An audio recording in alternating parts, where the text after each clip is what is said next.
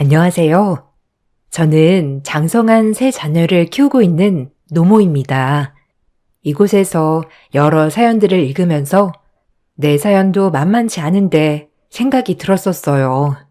기가 막힌 제 사연을 들려드리고자 이렇게 글을 쓰게 되었습니다. 새 아이들을 키울 때에는 저는 학업에 대한 열의가 대단했습니다. 공부를 열심히 한다는 건 아이들이 그만큼 부지런하면서 끈기가 있다는 걸 보여주는 것이라 생각을 하였죠. 그래서 다른 것보다 좋은 학교를 나온 사람들을 보면서 저 사람은 학창시절에 그만큼 치열하게 노력을 했구나 생각을 하곤 했습니다. 그렇지만 이런 생각을 단숨에 바꿔버린 계기가 있었습니다. 아들 둘에 딸 하나를 낳아서 키우던 저는 정말 시댁복이 많았어요. 결혼 후에도 시집살이 한 번 없었고 사회생활도 적극 응원을 받았기 때문인데요. 제가 젊었을 때까지만 하더라도 여성이 사회생활을 한다는 게 쉬운 일은 아니었거든요. 더더군다나 아이가 있는 경우에는 더욱 어려웠는데 그 모든 가정들을 시댁 식구들이 지원해주고 응원을 해주었답니다. 그 덕에 저는 편안하게 평생을 살 수 있었죠. 그래서 한 가지 다짐을 했던 것이 나중에 아이들이 결혼을 하더라도 절대로 시집살이는 하지 말아야 되겠다는 것이었어요. 아이들은 정말 건강하고 똑똑하게 잘 커주었습니다. 둘째와 막내는 해외 유학을 원해서 대학까지 해외에서 나온 뒤 그곳 현지에서 살고 있어요. 첫째는 머리가 똑똑해 국내에서도 상위권 대학을 졸업했습니다. 첫째는 정말 똑똑했고 심성도 고왔어요. 아이들이 성인이 되고 나서 남편이 세상을 떠나게 되었는데 무엇보다 효심이 지극했던 큰아들은 끝까지 저의 곁에 남기로 했었죠. 바르고 착한 심성을 가지고 있었던 큰아들이지만 한편으로는 모르고 여려서 독한 사회에서 잘 버틸 수 있을까 걱정도 되었답니다. 그런 저의 걱정을 깨트려 주었던 것이 바로 며느리였죠. 며느리는 생각보다 훨씬 싹싹하고 야무진 사람이었어요. 엄마, 여기는 내가 만나고 있는 수진 씨예요. 수진 씨, 이분은 제 어머니예요. 어머, 반가워요. 우리 준석이가 만나고 있다는 사람이 아가씨네요. 정말 반가워요. 안녕하세요, 어머님. 장수진이라고 합니다. 준석 씨에게 말씀 많이 들었어요. 현명하고 지혜로우신 어머님이라고 많이 얘기하더라고요. 그랬어요? 준석이가 괜한 말을 했네. 엄마, 저 수진 씨랑 결혼하고 싶어요. 양가 예물 예단 이런 건 생략하고 신혼집도 내가 살고 있는 집에서 시작하면 될 것 같아. 준석아, 그래도 사돈댁이랑도 얘기를 해봐야 되고 그렇게 덜컥 결정하지 말고 천천히 한번 정해보자. 엄마, 다 괜찮다고 하셨어요. 엄마도 그런 허례허식 싫어하잖아. 네, 어머님. 저희 앞으로 미래를 생각해서 예물이나 예단은 안 하려고요. 요즘은 대부분 안 하는 추세라고 하더라고요. 대화를 나눠보니 며느리는 자신만의 고집과 생각이 있는 아이였습니다. 처음에는 약간 걱정이 되기도 했지만 무엇보다 우유부단한 아들의 짝으로는 이런 성격이 더 나을 것 같다는 생각이 들었죠. 그렇게 두 사람은 결혼을 하게 되었습니다. 며느리는 성대한 결혼식을 원했지만 사실 저나 아들이나 복잡하고 형식적인 것은 원하지 않아 가족끼리 모여 소소하게 결혼을 하게 되었어요. 결혼을 한 후에도 저는 며느리를 집으로 따로 부르거나 연락을 한 적이 없었어요.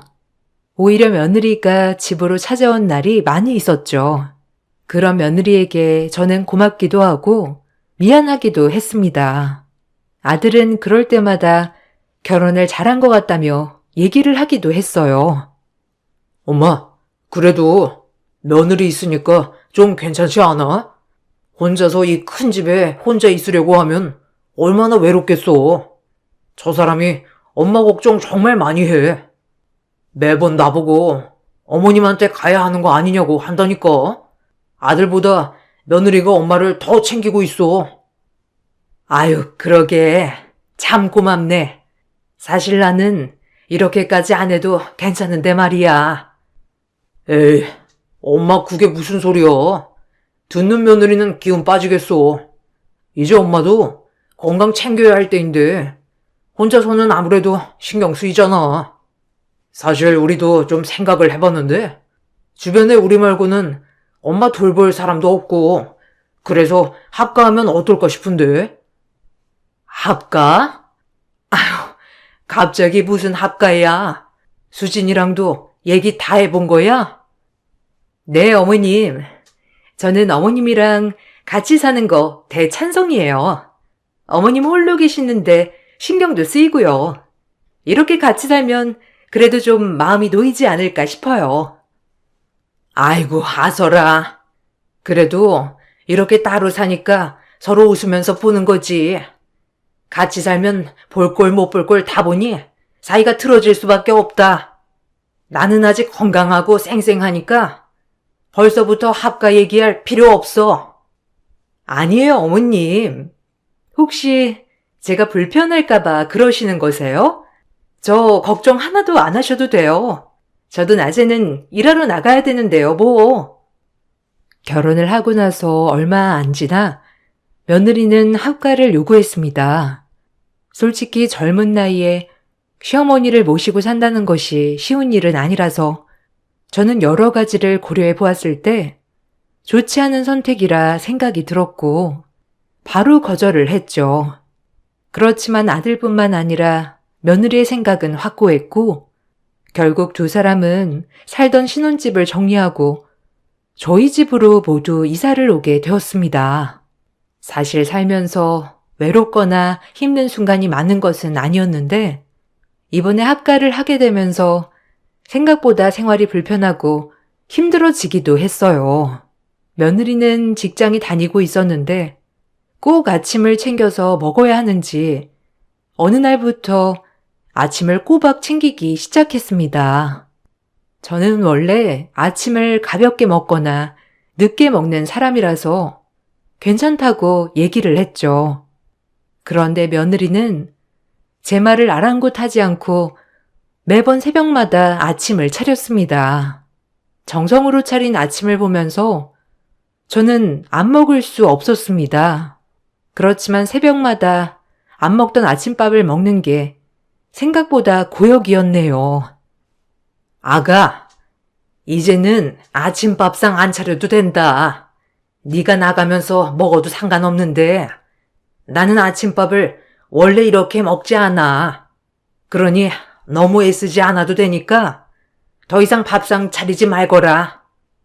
어머니, 그래도 아침밥을 먹어야 건강해지죠. 저희 나갈 때 같이 먹으면 좋잖아요. 아니면 힘드시면 아침에 드실 수 있게 차려만 드리고 나갈게요. 아유, 아니다. 아침밥은 내가 알아서 차려 먹으마. 아니에요, 어머님. 아침밥도 먹어버릇해야 먹을 수 있는 거라서 또 아침 안 챙겨 드시면 나중에는 더 못 챙겨 드세요. 그냥 제가 차려서 나갈 테니 챙겨 드세요. 며느리는 아침밥을 하지 말라고 해도 매번 아침을 차려 주었습니다. 상을 차리고 나서는 꼭 방문을 두드려 나오라고 말을 했는데 두드려도 나오지 않으면 제 것만 따로 차려서 남겨두었더라고요. 사실 며느리의 이런 정성에 저도 감동했고 이렇게까지 정성을 들이는구나 싶어서 제 마음도 뭉클했습니다. 그렇지만 며느리가 원하는 건 저의 감동은 아니었네요. 아침밥을 몇 번 거르고 난 후 아들은 조심스럽게 저에게 이야기를 꺼냈습니다. 엄마, 요즘 왜 나와서 아침밥 같이 안 드셔? 밥맛이 입에 안 맞아서 그래? 아이고, 아니다. 엄마는 원래 아침밥을 잘 안 먹잖아. 매번 아침 차려도 너네 먹으라고 차렸었지. 어디 내가 앉아서 먹은 적 있니? 그래서 안 먹던 아침밥 먹으니까 소화도 안 되고 별로 나는 안 맞더라고. 며느리한테 얘기를 했는데 계속 아침밥을 차리더구나. 엄마가 아침밥 먼저 차리라고 한 건 아니시고요. 수진이 말로는 엄마가 아침 먹고 싶다고 이야기를 했다던데. 엄마가 챙겨달라고 했는데 이렇게 또 안 먹으면 어떻게 해요? 뭐? 내가? 평생을 아침밥 안 먹고 살았던 내가 무슨 아침밥을 차리라니? 그래요? 수진이 말로는 엄마가 아침밥 챙겨 먹고 싶다면서 얘기를 해서 챙겨야 될 것 같다고 하던데. 뭔가 오해가 있는 것 같다. 나는 그런 말을 한 적이 없어.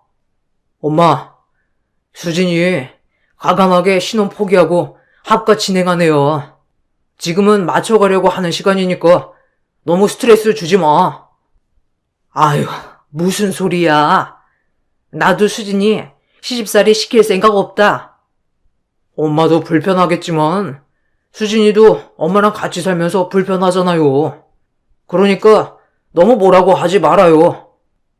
그게 무슨 말이니? 내가 뭐라고 한다던? 아니에요. 일단 아침밥은 앞으로 안 차리는 걸로 할게요. 뭔가 오해가 있는 것 같아서 며느리를 불러서 이야기를 해보려 했지만 며느리는 그냥 알았다고만 하고 별다른 얘기를 하지 않았습니다. 처음에는 한 집에 살다 보면 있는 흔한 트러블이 아닐까 생각이 들었네요. 그래서 시간이 지나면 차차 풀리겠지란 생각을 했습니다. 저녁은 제가 요리를 좋아해서 제 담당이었어요. 사실 아이들이 어릴 적에는 시부모님과 부모님께서 항상 바리바리 반찬들을 챙겨서 보내주셔서 음식들을 거의 할 일이 없었습니다.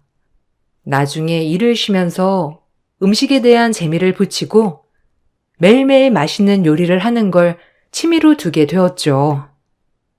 그러다 보니 저녁은 제 담당이 되었습니다.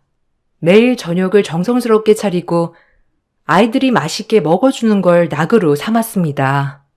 처음에는 음식이 너무 맛있다면서 좋아하던 며느리가 어느 순간부터 자기가 먹지 않는 메뉴들이 나왔다며 눈치를 주기 시작했습니다. 당연히 아들도 슬슬 며느리 눈치를 보기 시작했죠. 어머님, 제가 저번에 말씀 안 드렸었나요? 저 이거 안 먹는다고 말씀드렸는데 또 올리셨네요? 아이고, 미안하다. 그래도 아들이 좋아하는 반찬이라서 올리는 것도 싫은 거니? 네, 먹으면 속이 울렁거리는데 이렇게 올라오는 것만 봐도 토할 것 같아요. 다음엔 좀 조심해 주세요. 그래, 알았다. 그래도 다른 건 다 괜찮지 않니? 네, 뭐 괜찮네요. 요즘은 좀 칼칼한 음식이 당기는데 내일은 그걸로 해주세요. 어느 순간부터 며느리는 마치 내가 이 집 식모처럼 대하기 시작했어요. 도란도란 식사 자리를 기대했던 것이 점점 밥만 먹고 쏙 하니 방 안으로 들어가 버리기 시작했습니다. 저도 처음에는 며느리가 일하느라 피곤해서 그렇다고 생각을 했죠. 그런데 아들이랑 무슨 얘기라도 할라치면 며느리는 얼른 방으로 들어오라며 불러버리니 식구는 늘었는데 외로움은 합가하기 전보다 훨씬 심해졌죠. 거기다가 집안일도 모두 제 차지가 되어버렸습니다. 물론 일하는 아들네가 집안일까지 신경 쓰기는 어려웠을 테지만 아들은 저녁을 먹고 나서 설거지를 담당하고 주말에는 청소를 하기도 했지만 며느리는 아무런 집안일도 도와주지 않았죠. 저 역시 슬슬 며느리가 불편해지기 시작했습니다.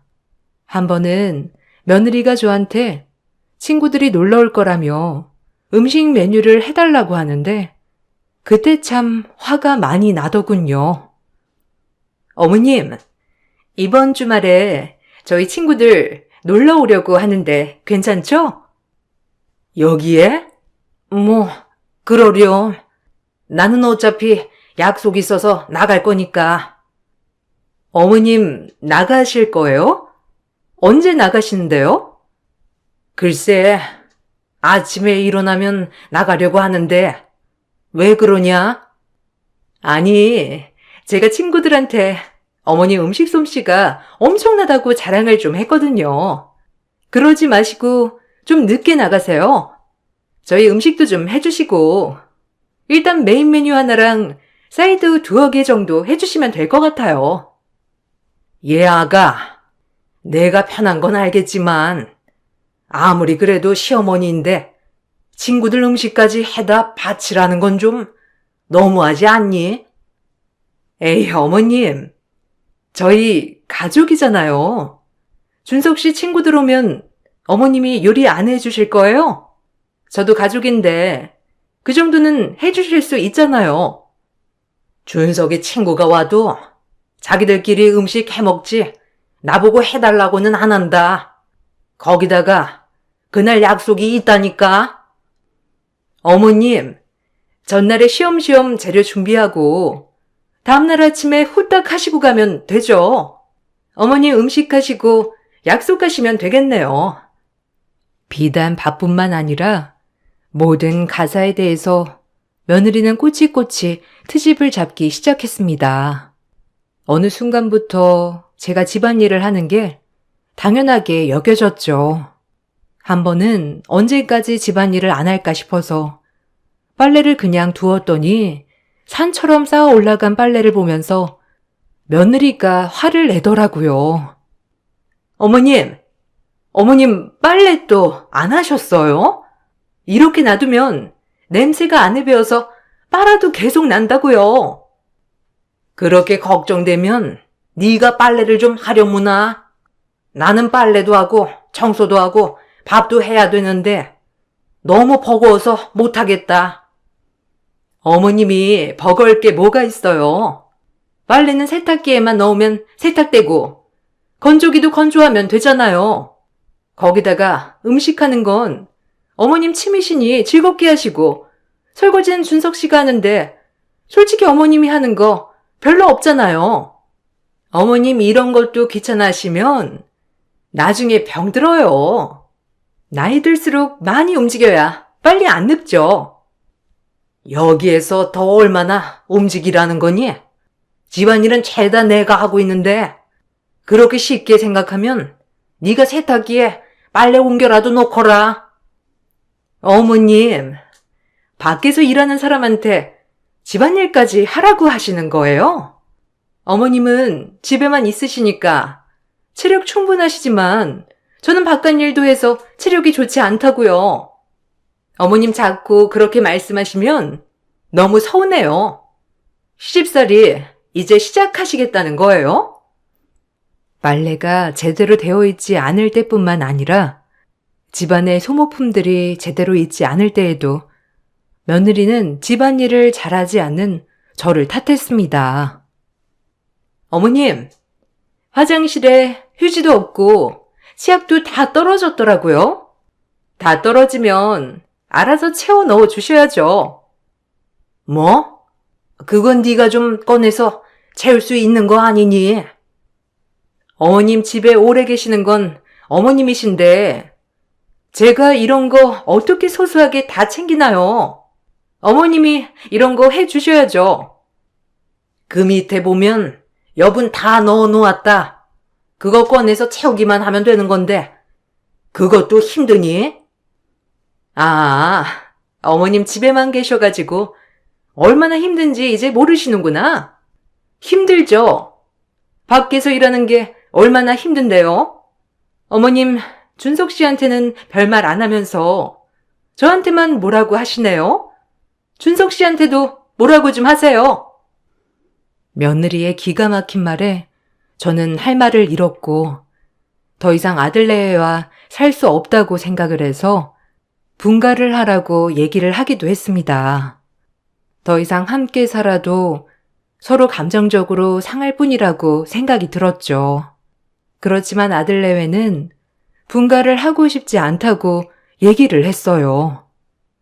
준서가 수진아, 사실 나도 분가를 하면 불편할 거라 생각을 했는데 아무래도 우리가 같이 사는 건 아닌 것 같다.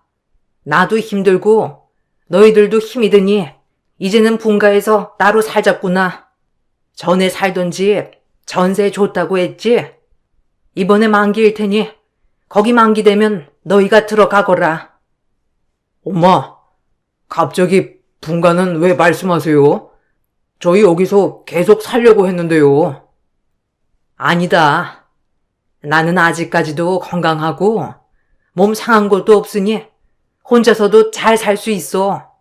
혹시라도 나중에 건강이 나빠지면 그때 가서 다시 생각을 해보고 지금은 우리가 따로 사는 게 좋지 않을까 싶다.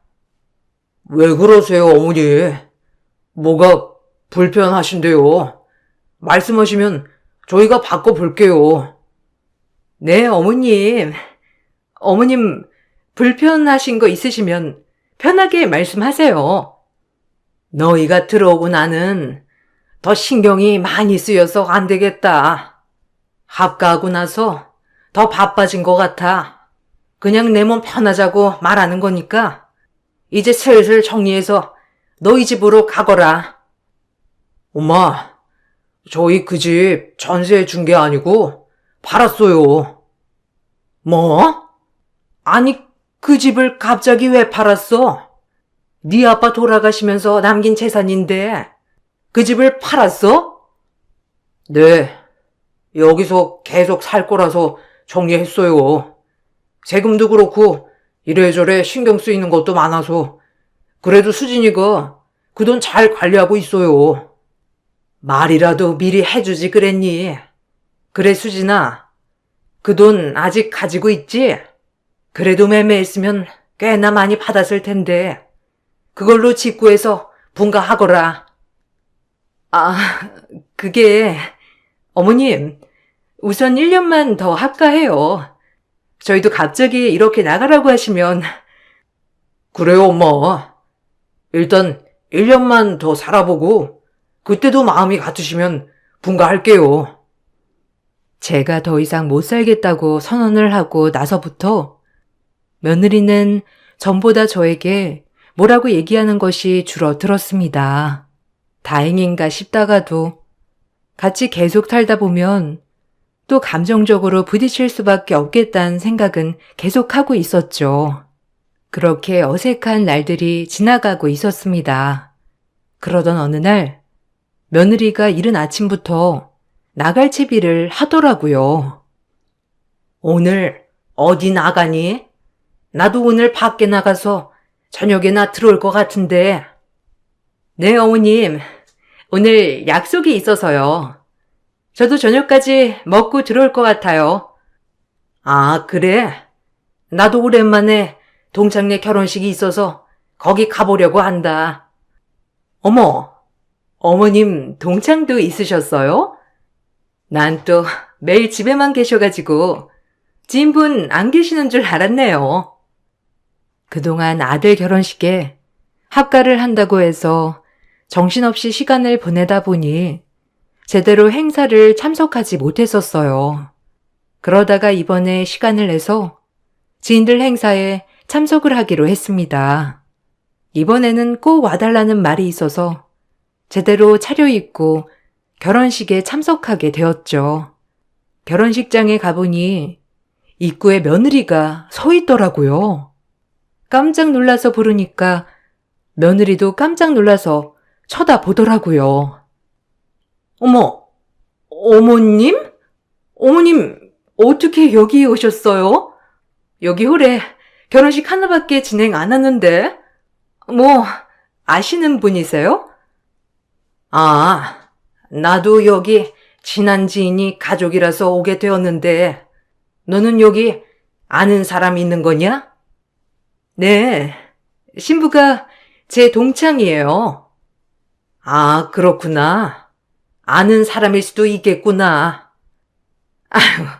어머님, 여기 신부 어머님도 이대 나오셨다고 하는데 아는 분은 아니실 거예요.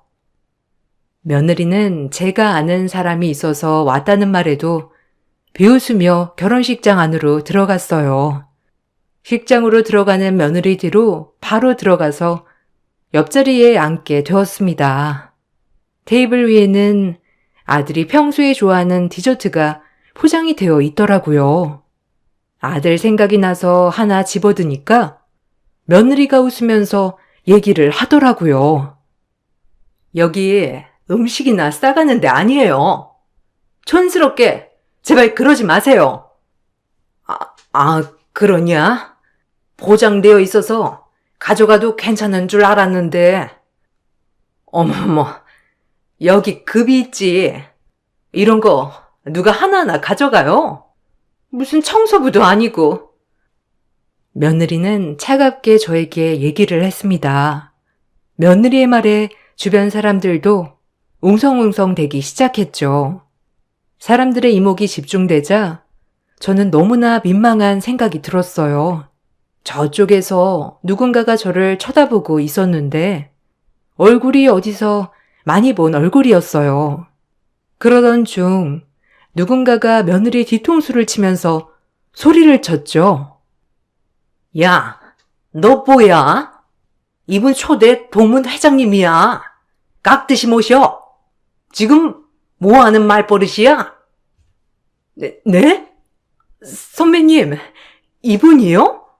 이분이 초대 동문 회장님이시라고요? 그래. 뭐 하는 애야, 얘는? 선배님, 인사드립니다. 아, 그래요? 반가워요. 여기 우리 며느리야. 얘가 잘 몰라서 그런 거니 너무 뭐라고 하지 말아요. 아, 그러십니까? 아드님이 결혼을 하셨군요.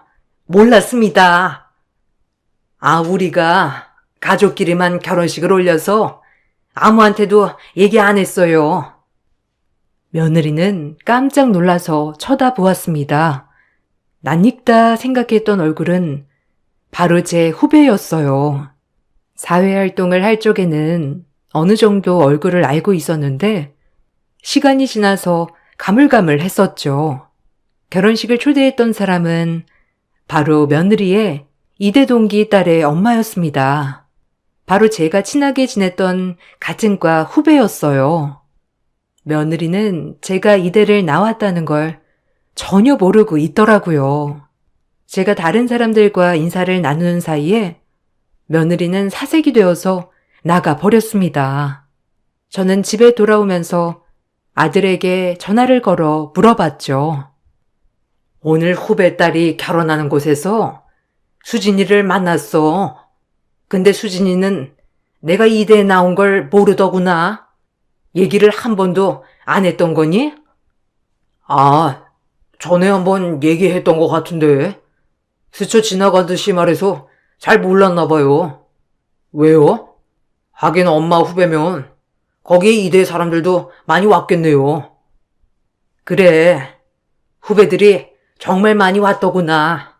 거기 딸도 이대 졸업을 했거든. 그래요? 수진이는 엄마도 말 안 하고 그랬으니 몰랐을 수도 있겠어요.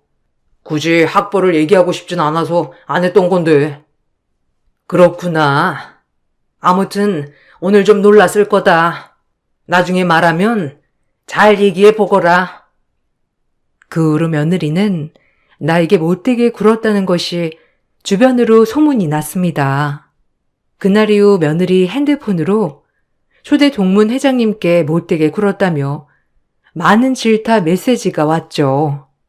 특히나 결혼식을 가족들만 했던 며느리 동창들은 며느리가 말하는 말만 믿고 못된 시어머니와 합가를 하는 줄 알았는데 그게 아니란 걸 알고 며느리는 계속해서 질타를 받게 되었나 보더라고요. 어느 날 저에게 무릎 꿇고 사과를 했습니다. 어머님, 어머님, 죄송해요. 제발 다른 분들에게 해명 좀 해주세요. 다른 사람들한테 해명할 게 뭐가 있니? 제 직속 상사도 이대 선배님이세요. 요즘 들어 자꾸 저한테 뭐라고 하시는데 정말 죽겠어요. 어머님, 그러니까 제발 해명 좀 해주시고 저 좀 살려주세요. 내가 뭘 어떻게 해달라고 하는 거니? 지금 상황 네가 만든 거 아니야? 어머님, 제가 다 잘못했어요. 어머님께 했던 행동들 다 잘못했으니까 지금 상황만 좀 해결해 주세요. 저 직장에서도 따돌림 당하고 숨도 못 쉬겠어요.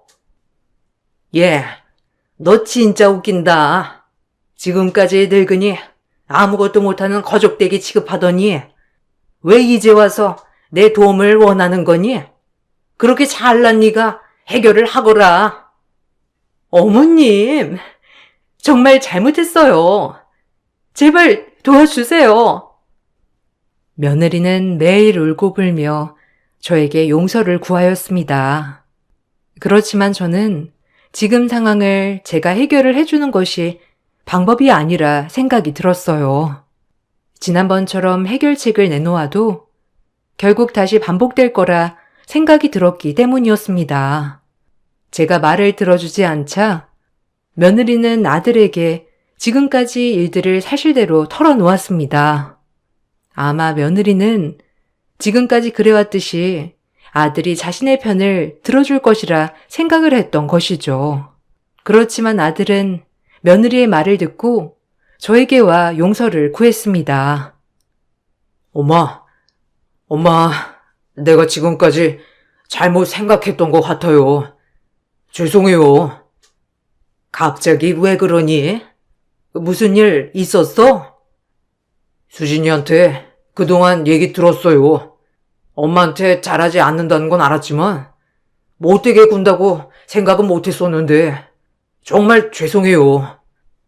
미안할 거 없다. 지금 그 벌 받고 있는 것 같구나. 사실 수진이가 먼저 합가를 하자고 얘기를 해주어서 저는 그 고마움에 수진이한테 잘해준 거거든요.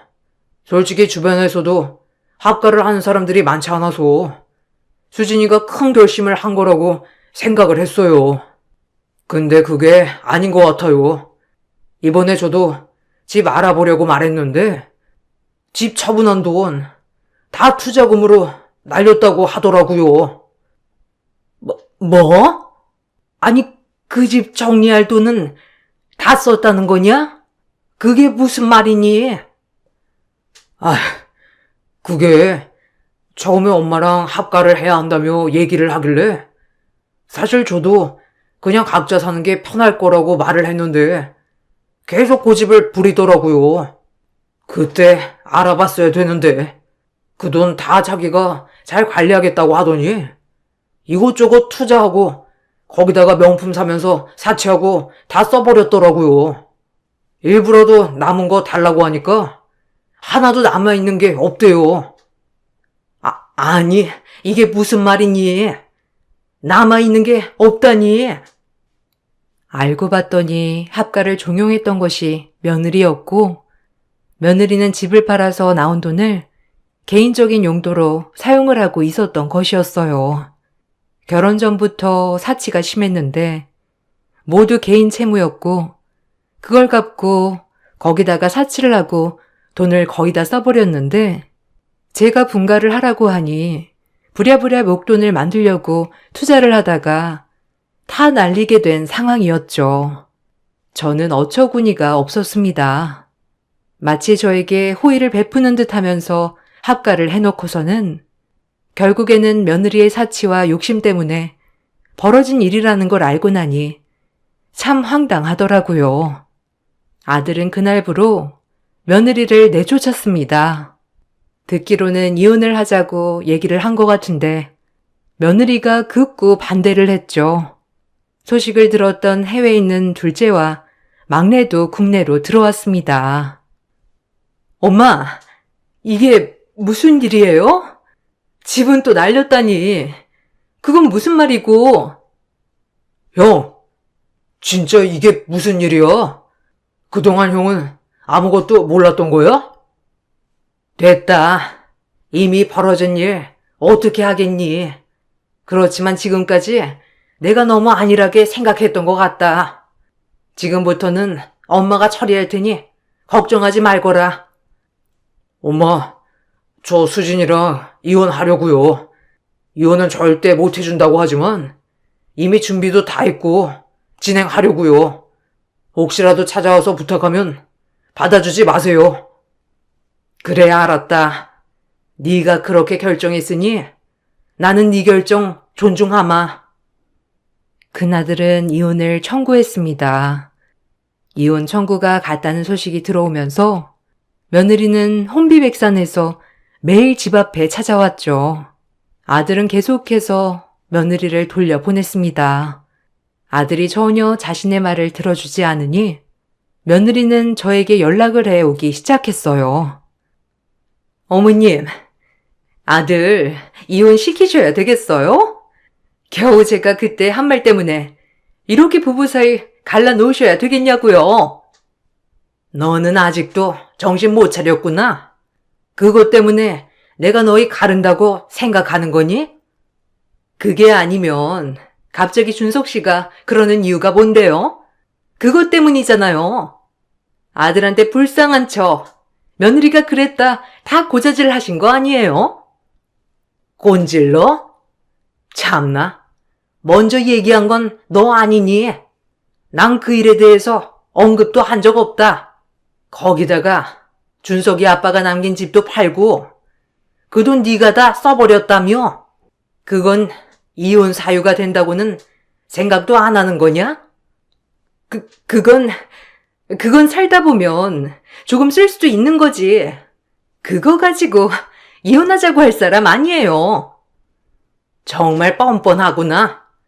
네 뻔뻔함에 내가 더 이상 할 말이 없다. 이혼을 하든 안 하든 그건 내 상관 아니고 뻔뻔하게 전화하지 말거라. 내가 네 마음에 들지 않았듯이 아들 마음에도 네가 들지 않은 걸 내가 어떻게 하라는 거니?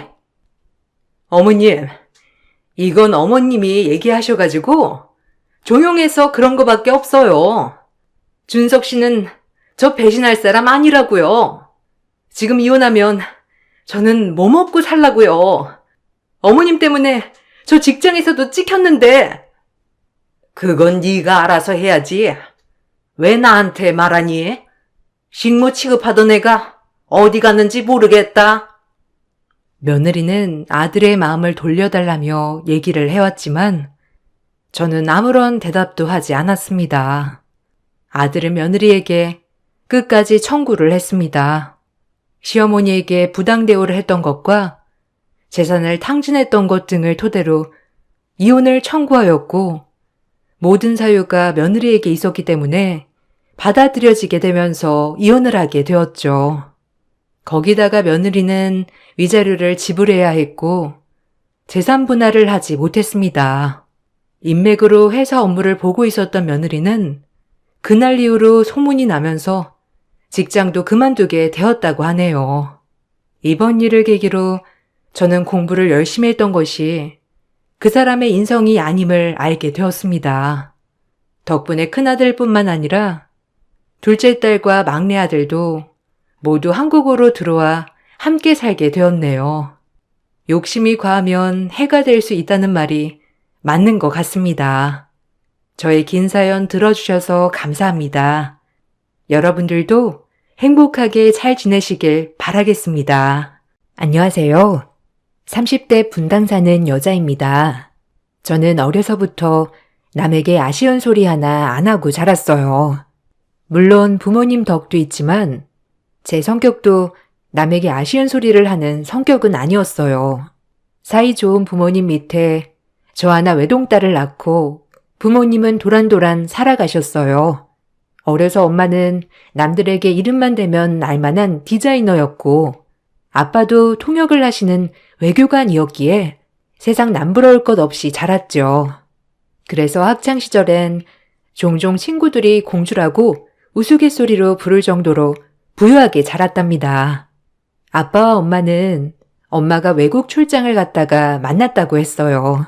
이국적인 엄마 얼굴에 아빠가 반해 쫓아다녔다고 했죠. 그렇게 남들이 볼 때 인고 부부처럼 저희 집은 늘 화목했습니다.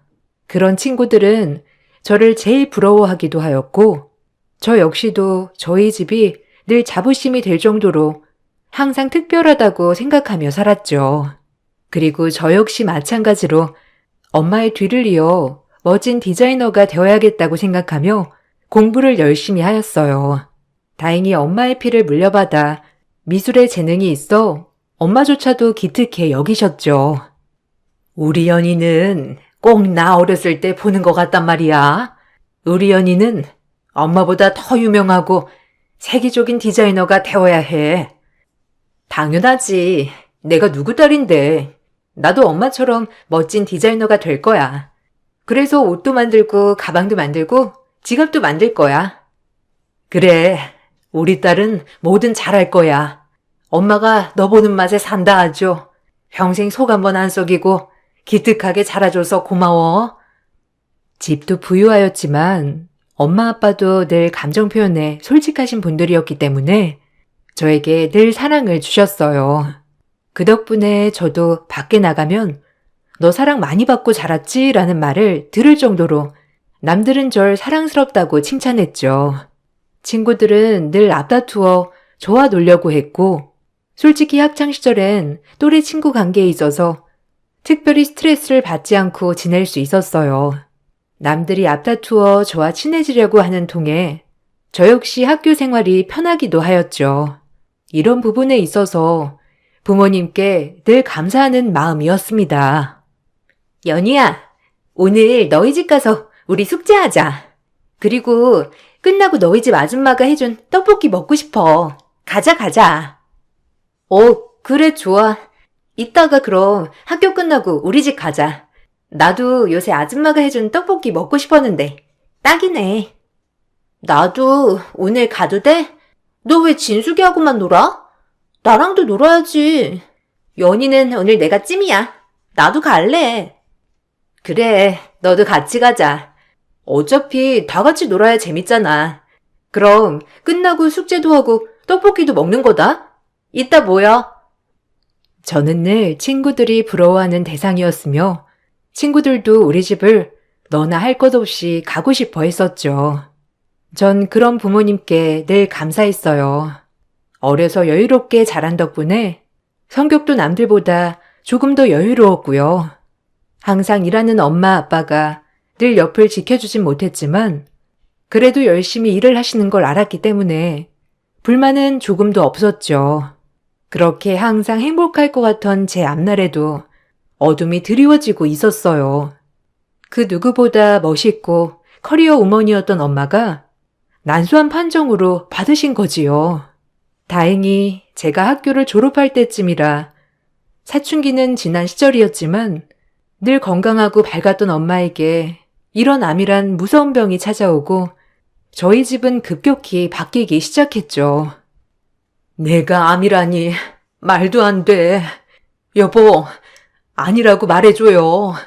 내가 무슨 잘못을 했길래 암에 걸린 거죠? 난 열심히 일하고 당신 뒷바라지하고 우리 연이 잘 키운 죄밖에 없는데 왜 내가 암이라뇨? 우리 연이 시집도 보내야 하고 내가 이렇게나 젊은데. 진정해. 그래도 치료법도 있다고 하고 아직은 살 수 있는 희망이 더 많다고 하니 당신 좀 마음 좀 추스러야겠소. 여성의 암 중에서도 가장 생존율이 낮은 암이기에 저 역시도 암담했어요. 항상 옆에 있던 엄마가 없으면 어떡할까라는 기분으로 하루하루 피말리는 심정으로 살았죠. 엄마는 난소암 중에서도 생존율이 30% 정도 된다는 난소암 3기였어요. 정말 청천벽력이었죠. 제가 옆에서 엄마에게 힘이 되어드리고 싶었지만 그러지 못했어요. 슬퍼하는 엄마 곁에서 저 역시 웃을 자신이 없었기 때문이죠. 아빠와 전 슬퍼하는 엄마 옆을 묵묵히 지키는 것 말고는 할 게 없었습니다. 하지만 그렇게 아픈 와중에도 엄마는 늘 제 걱정뿐이었죠. 우리 딸, 이제 대학도 가야 하는데, 내가 아직 해줄 것도 많은데, 엄마가 암에 걸려서 어떡해? 미안해, 우리 딸. 엄마가 왜 미안해? 왜 그게 엄마 잘못인데? 엄마는 엄마 몸만 신경 써. 이제 일도 그만하고, 좀 몸 좀 챙기란 말이야. 평생 우리 위해서 일만 하고, 끼니도 거르면서 일하니까 병이 나지, 어? 이젠 엄마 몸 돌봐, 제발. 내 걱정은 그만하고, 나도 그 송인이야. 그래. 연희 말대로 이제 당신은 당신 몸이나 신경 써요, 제발. 이제 우리 걱정 그만하고 당신 하나만 신경 쓰란 말이야. 이렇게 살아서 뭐하나? 당신이랑 연희한테 민폐만 끼치면 안 되는데, 항암 치료 시작하고, 나 머리도 많이 빠지겠지? 엄마는 머리 빠져도 예쁠 거야. 그러니까 그런 걱정은 절대 하지 마. 지금은 몸이 낫는 게 우선이잖아, 안 그래? 연희야, 엄마 너무 무서워. 그래도 우리 연희 대학교 입학하는 것도 기쁘게 축하해주고, 엄마가 만든 옷도 선물해주고 싶었는데, 대학 가는 기념으로. 너무 미안해, 아픈 엄마라서. 대학교 가면 조금 더 엄마가 신경 써주려고 했는데. 엄마는 그 와중에도 저와 제 아빠를 걱정하셨어요. 밥은 어떡하냐부터 시작해서 아직 저의 앞날이 구말리 같은데 중간에 엄마가 없다고 하면 우리 딸 어떡할까라는 걱정 말이죠.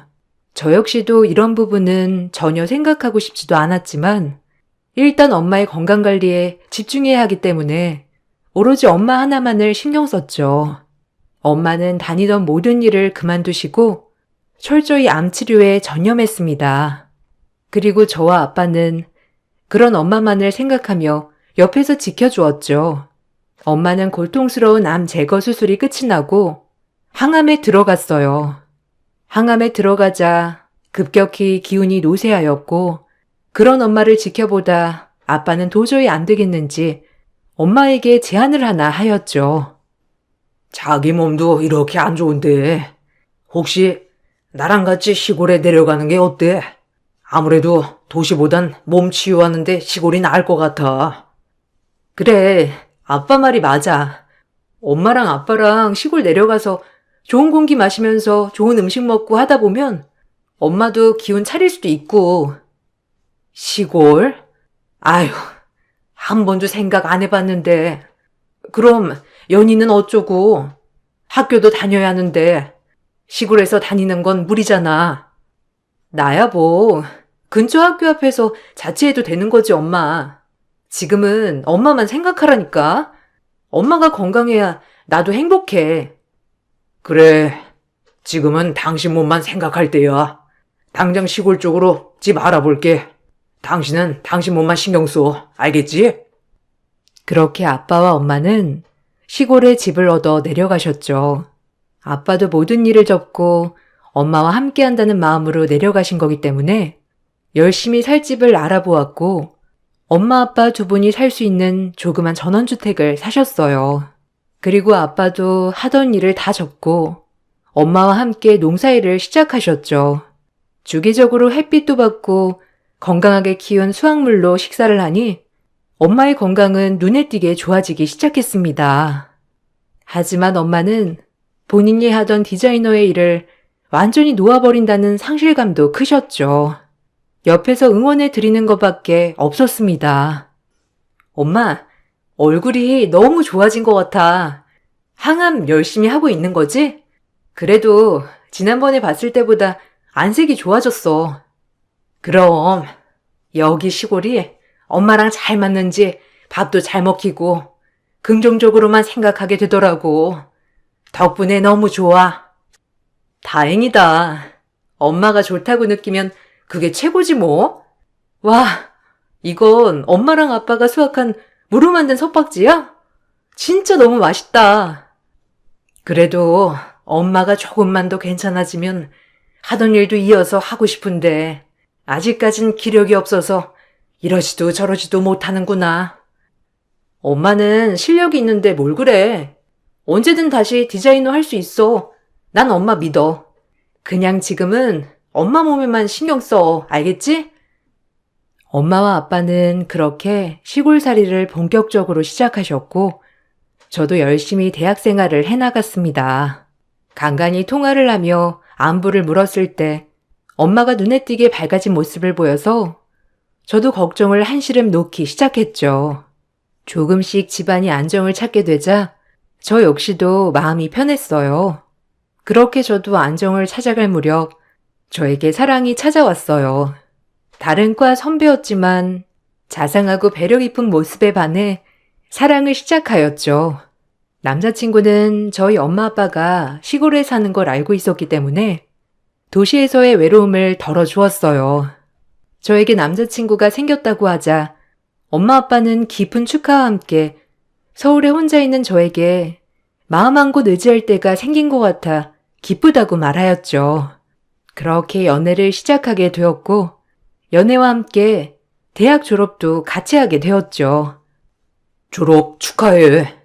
그리고 졸업과 동시에 취업도 축하해. 삼성 UX 디자이너가 되기 쉽지 않았을 텐데. 대단해. 아주 멋져. 아니야. 오빠가 많이 옆에서 응원해줬잖아. 그리고 시골에 계신 엄마 아빠 생각도 났고 내가 당연히 열심히 했어야지. 아, 부모님이 농사 지으신다고 했었나? 나도 한번 인사 가고 싶은데 괜찮을까? 너무 놀라시려나? 아, 나중에. 엄마가 몸이 괜찮아지신 지가 그렇게 오래되지 않아서 조금 더 몸조리하고 천천히 소개해 줄게. 남자친구는 대학을 졸업하던 날 저희 부모님을 뵙고 싶어 했죠. 하지만 아직까지 확신이 없던 저로서는 만남을 뒤로 미뤘어요. 남자친구 덕분에 먼 타지 생활을 행복하게 보낼 수 있었지만 저에겐 아직 이루고 싶은 것들이 매우 많았으니까요. 기회가 닿아 졸업과 동시에 대기업 디자이너로 입사를 하게 되었고 그 입사를 발판 삼아 자리를 잡았죠. 그리고 그의 엄마도 완치 판정과 함께 건강을 되찾으셨어요. 그로부터 시간이 오래 흘렀고 엄마 아빠는 시골 생활에 완전 정착을 하여서 농사를 짓고 밭도 메고 하는 나날이 이어졌죠. 이제는 누가 봐도 우리 엄마 아빠는 예전 디자이너와 외교관이 아닌 시골에 있는 인심 좋은 농부였습니다. 아빠는 간간히 외주로 들어오는 번역 일도 하셨지만 주업은 농업이었죠. 그래도 밝은 엄마 아빠 얼굴이 좋아 보였어요. 그래서 그런지 엄마 아빠의 모습이 너무 좋게만 느껴졌어요. 예전에도 행복했지만 지금은 두 분이서 소소한 행복을 찾아 나서고 있는 느낌이랄까요? 그런 모습들을 보며 평일엔 열심히 일을 하고 주말엔 시골에 내려가 저도 시간을 보내기도 하였죠. 그리고 점점 남자친구와의 만남이 지속될수록 남자친구는 결혼을 재촉하였습니다. 아무래도 연애를 장기간 했기 때문에 결혼이란 얘기가 당황스럽진 않았죠. 결혼 얘기가 나올수록 부담스러웠지만 저도 결혼을 한다면 지금의 남자친구와 하고 싶었기 때문에 결혼을 승낙했어요. 그리고 부모님께 인사시키기 전 먼저 말씀을 드렸죠. 부모님은 제 일처럼 기뻐해 주셨어요. 에그, 우리 딸이 시집을 간다는 거야? 엄마가 해준 것도 없는데 어쩜 이리 혼자 커서 벌써 시집을 간다고 하니? 나중에 소개해 드릴게요. 아직 완전히 결혼 얘기 오간 건 아니고 이제부터 오가기 시작했으니까 천천히 준비해서 말씀드릴게요. 내 딸이 마음에 드는 남자라면 엄마랑 아빠는 정말 찬성이지, 안 그래? 우리 딸이 얼마나 똑부러지면 그러겠어. 엄마는 내심 제가 결혼을 한다고 말씀을 드리자 너무 좋아하셨죠. 문제는 남자친구의 집이었어요. 남자친구가 결혼을 하고 싶은 여자가 있다고 하자 남자친구 부모님은 당장에 절 먼저 보자고 하셨어요. 회사가 끝이 나자마자 바로 남자친구 부모님 계시는 곳으로 달려가야 했습니다. 어찌나 급하게 보시자고 하시던지 허겁지겁 불이 나게 달려갔죠. 남자친구 부모님을 뵐 일식집에 도착하자 남자친구와 남자친구 부모님이 기다리고 계시더군요. 그래도 시부모님이 되실지도 모른다는 생각에 너무 긴장했죠. 안녕하세요. 처음 뵙겠습니다. 이연이라고 해요. 한수 씨한테 말씀 많이 들었어요. 일 끝나고 바로 오느라 늦었습니다. 죄송해요. 네, 앉아요. 그래요. 옷 입은 건 합격이네. 디자이너라서 그런가 센스도 있는 것 같고. 난 또 말 안 되는 사람이랑은 겸상 안 하거든. 순간 당황했어요. 전 아주머니 입에서 나온 말이 무슨 소리인지 싶었죠. 일단 옷 입은 건 합격인데 만약 옷을 조금이라도 본인의 기준에 어긋나게 입었다면 바로 탈락이라는 소리인가 라고 들렸기 때문이에요. 첫 대화부터 느꼈다시피 예비 시어머니 되시는 분은 보통이 아니었습니다. 첫 만남의 어머님의 경제력과 직업적 프라이드를 자랑하기 시작하셨죠. 디자이너라고 얘기는 들었어요. 내가 워낙 패션 센스, 가방 하나부터 소품 고르는 것까지 전부 예민해서 말이야. 네, 오늘 하고 온 룩도 너무 우아하세요. 제가 의상 디자이너는 아니지만 저도 센스 있다는 말을 많이 듣거든요. 아유, 그래요? 우리 말 좀 통할 것 같네. 아니 뭐, 우리 한수한테 들었다시피 나는 이화여대 교수예요. 아무래도 내 직업이 직업인지라 좀 고품격 인사들도 많이 만나잖아. 그래서 난 같이 다닐 때 혹시라도 좀 부끄럽게 하고 온다거나 하면 딱 질색이거든. 아, 엄마가 너무 외모에 대한 강박이랑 옷에 대한 강박이 있으셔서 그래요. 요즘 누가 그렇게 외형에 신경 쓴다고. 어머, 얘 좀 봐. 무조건 우아해야지. 우리 나이 때는 안 그러니? 그래서 내가 패션을 좋아하는 만큼 나는 아주 예술 계통에 있는 사람들을 매우 좋아해요. 그 지적이고 우아하고 멋있다고 해야 하나? 그래서 우리 아들이 디자이너 만난다고 할 때 너무 좋았어요. 이제 며느리 될지도 모르는데 말은 편하게 할게요. 혹시 부모님은 어떤 일 하시는지 물어봐도 될까?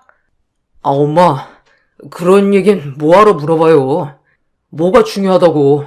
우리만 중요하면 됐지, 안 그래요? 그런 얘기 안 하기로 하셔놓고.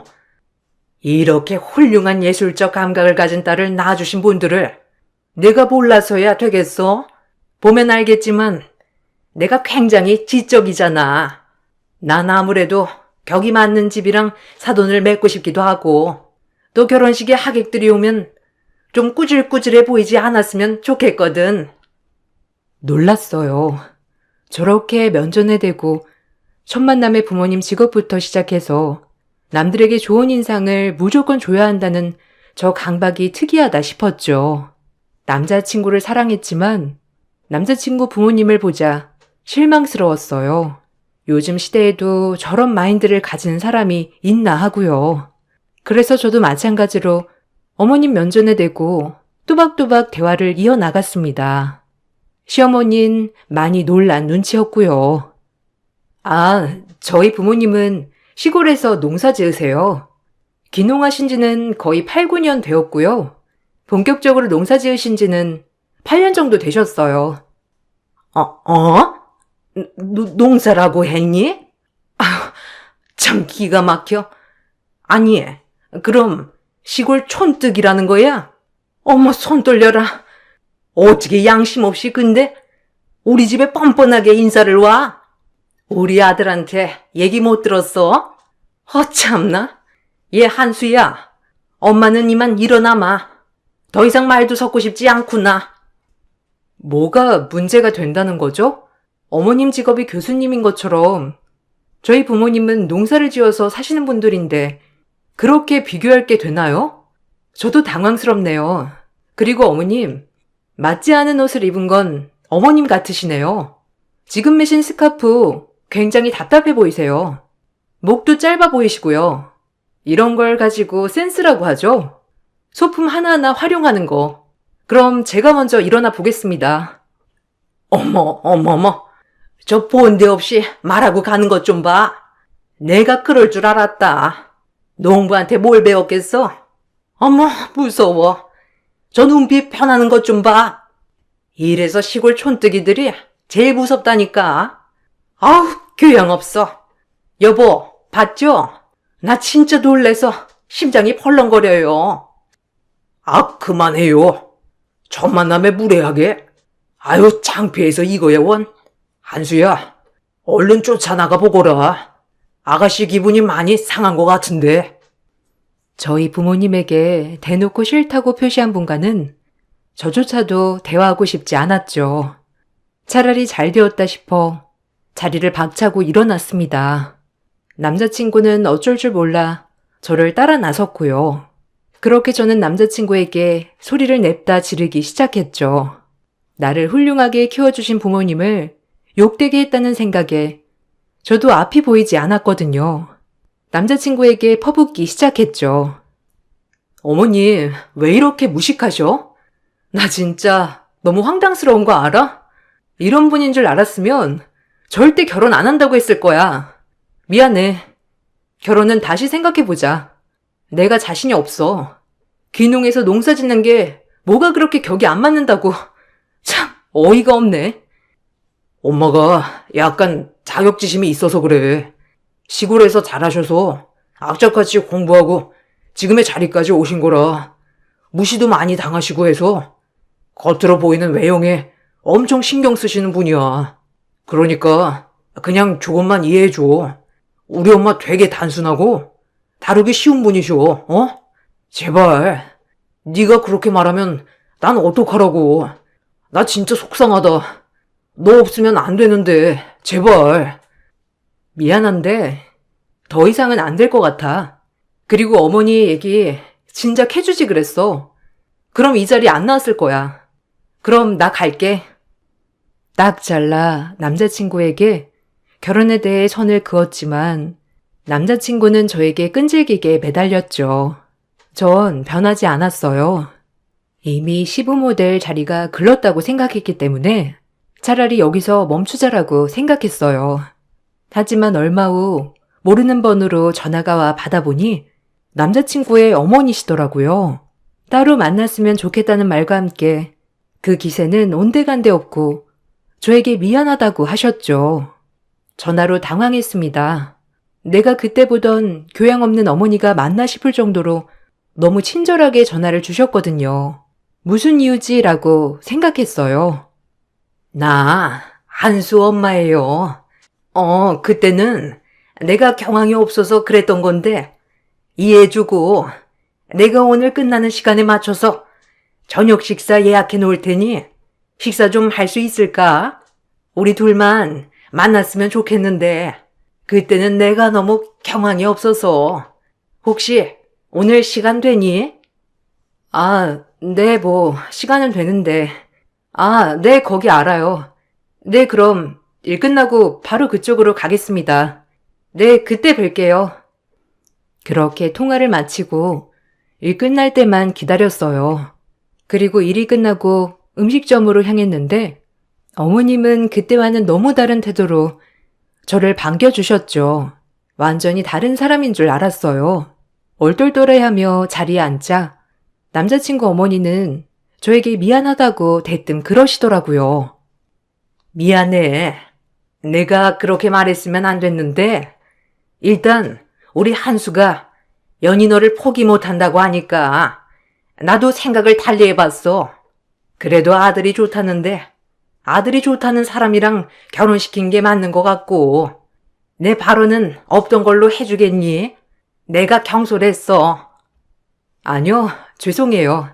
어머님 이미 마음부터 그렇게 생각하고 계시는데 이미 없던 말이 되나요?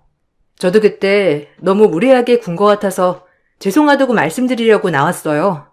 죄송합니다. 그리고 한수 씨는 제가 설득할 테니 걱정 마세요. 어머님도 격에 맞는 며느리 들이셔야죠. 그리고 사돈댁 직업도 보셔야 하고요. 저희 엄마 아빠는 시골에서 농사 지으시는 분들이라 안 맞을 것 같네요. 내가 미안하대도 어떻게 하면 화풀 내? 그때는 내가 아무래도 기강 좀 잡고 싶었나 보다.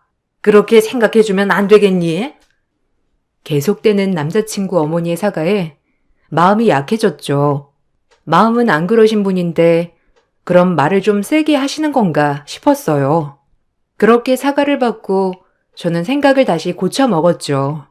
저렇게 사과까지 하시는 분이면 믿어볼만 하겠다는 생각이 들어서요. 그러고 나서 결혼 준비를 이어갔습니다. 신혼집을 구하고 혼수도 구하러 다녔죠. 저희 엄마 아빠는 하나라도 도와주고 싶어 했어요.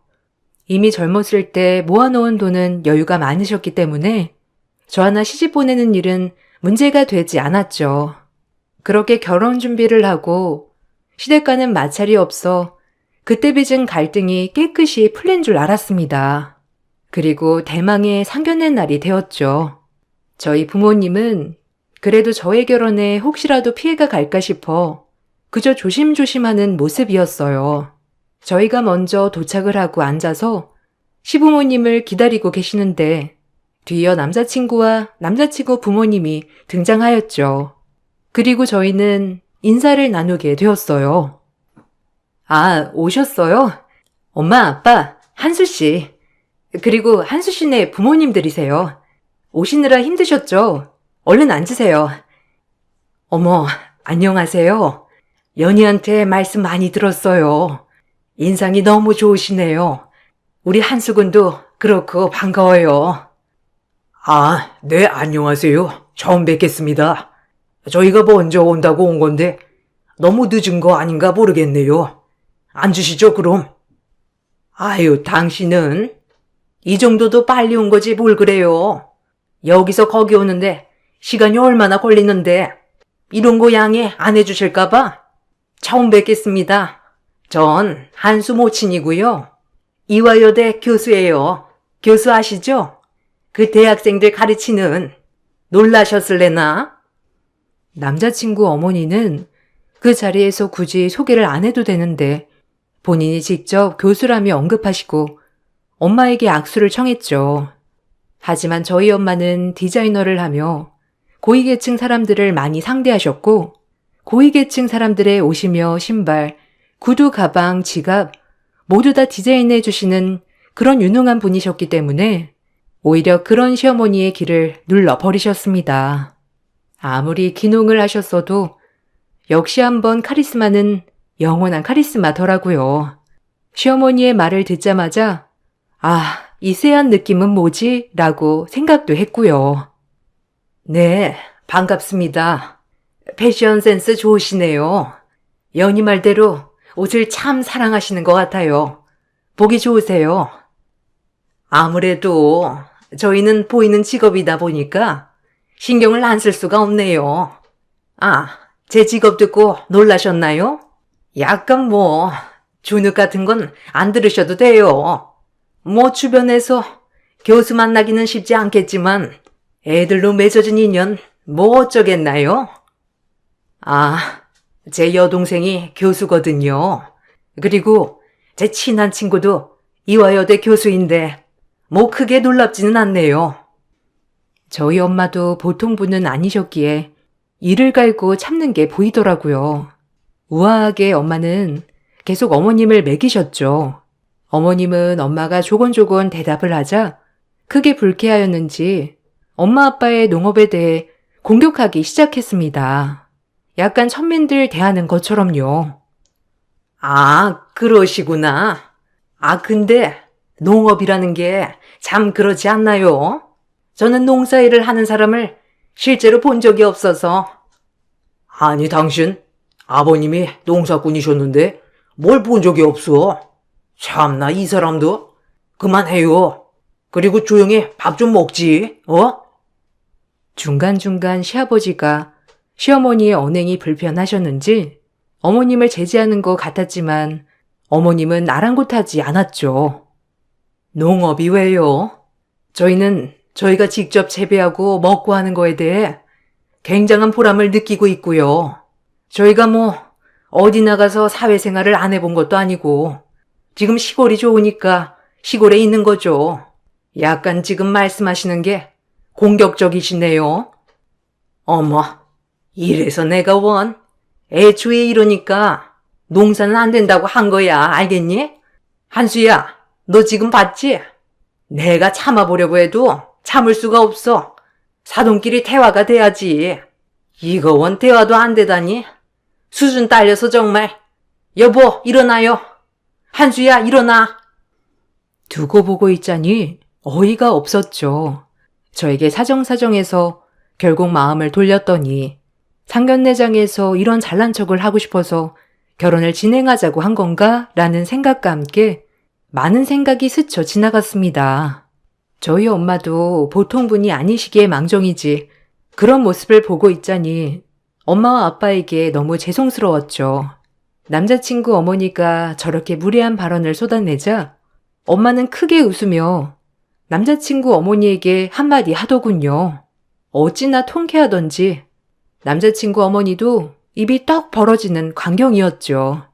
테이블 위에 올려져 있던 빨간 남자친구 어머니의 카드 지갑을 뒤집으며 소리를 치셨어요. 그리고 하나하나 따지기 시작하였습니다. 이 지갑 제가 만든 거네요. 그리고 지금 들고 있는 백도 그렇고 스카프며 다 제가 디자인한 것들이네요. 어차피 제가 만들었던 브랜드는 미씨들 사이에서 유명했던 거니까 뭐. 제가 디자이너 하율이에요. 예명이죠. 몸이 안 좋아 시골에 내려가서 요양 겸 취미 삼아 농사를 하고 있는데 어디 주제 파악 못하고 배운 척 고고한 척이야? 이보세요. 당신네 집안에 우리 딸 시집 안 보내. 그리고 저희 남편은 외교관이었어, 알아? 딸아이한테 듣기로는 시골 출신이라고 들었는데 그 과거를 숨기려고 지금 이렇게 발악하고 있는 꼴을 보니 아주 우습군. 나를 깔보고 싶은데 모든 옷과 가방, 지갑이 다 내가 디자인한 것들이라니 아주 꼴 좋다 정말. 당신 꼴이 얼마나 우스운지 거울 좀 봐. 거치장만 하지 말고 내면을 치장하란 말이야. 제 엄마의 말이 끝나자 남자친구 엄마는 입이 떡 벌어진 채로 말했습니다. 그리고 그럴 리 없다고 악다구니를 써댔죠. 거의 상견례장은 싸늘한 만남이 되었죠. 어찌나 고소하던지. 그리고 엄마의 힘을 등에 업고 저도 한마디 했죠. 아주 그 집을 묵사발을 만들었어요. 아니, 하율이라고요? 당신이? 아니, 믿기지가 않아. 저런 시골 촌뚜기들이. 아니, 한수야, 너는 왜 이런 걸 알아보지도 않고? 이제 몸이 많이 좋아져서 외부 디자인들도 해주고 있는데 참 꼴도 우스워라. 당신 내가 어떤 사람들만 상대했는지 알긴 아는 거야? 알구나 까불어야지. 어디 교수나 불행이가 사회적 지위가 대단한 것처럼 사람들을 깔보길. 그래도 다행이다. 결혼하고 인성을 알았으면 얼마나 땅을 치고 후회했겠니? 당신 같은 집에 우리 딸 절대 못 주지. 우리 딸이 뭐가 아쉽다고? 아줌마, 정신 차려요. 농사일이라고 무시하다가 그렇게 빌고 빌었을 땐 언제고. 지금 와서 천성 나오지? 깔보려면 그 옷이나 벗고 깔봐요. 번데기 앞에서 주름 잡는 것도 아니고. 우리 엄마가 어떤 사람인데. 참나, 어줍잖은 지식으로 나대지 마쇼. 이 말을 남기고 저희는 자리를 떠났습니다. 저희가 떠나자 시어머니는 분을 참지 못하고 거기에 그릇들을 깨부수고 난리가 났더라고요. 그릇들을 깨는 과정에서 피도 보고 난리가 아니었다고 했죠. 아주 피바람이 따로 없었습니다. 상견례가 끝이 나고 남자친구에게 전화가 와 또 그렇게 빌더라고요. 그 집안은 비는 게 특기인지 아주 고가웠습니다. 제발 한 번만 우리 엄마랑 인연 끊으라면 끊을게.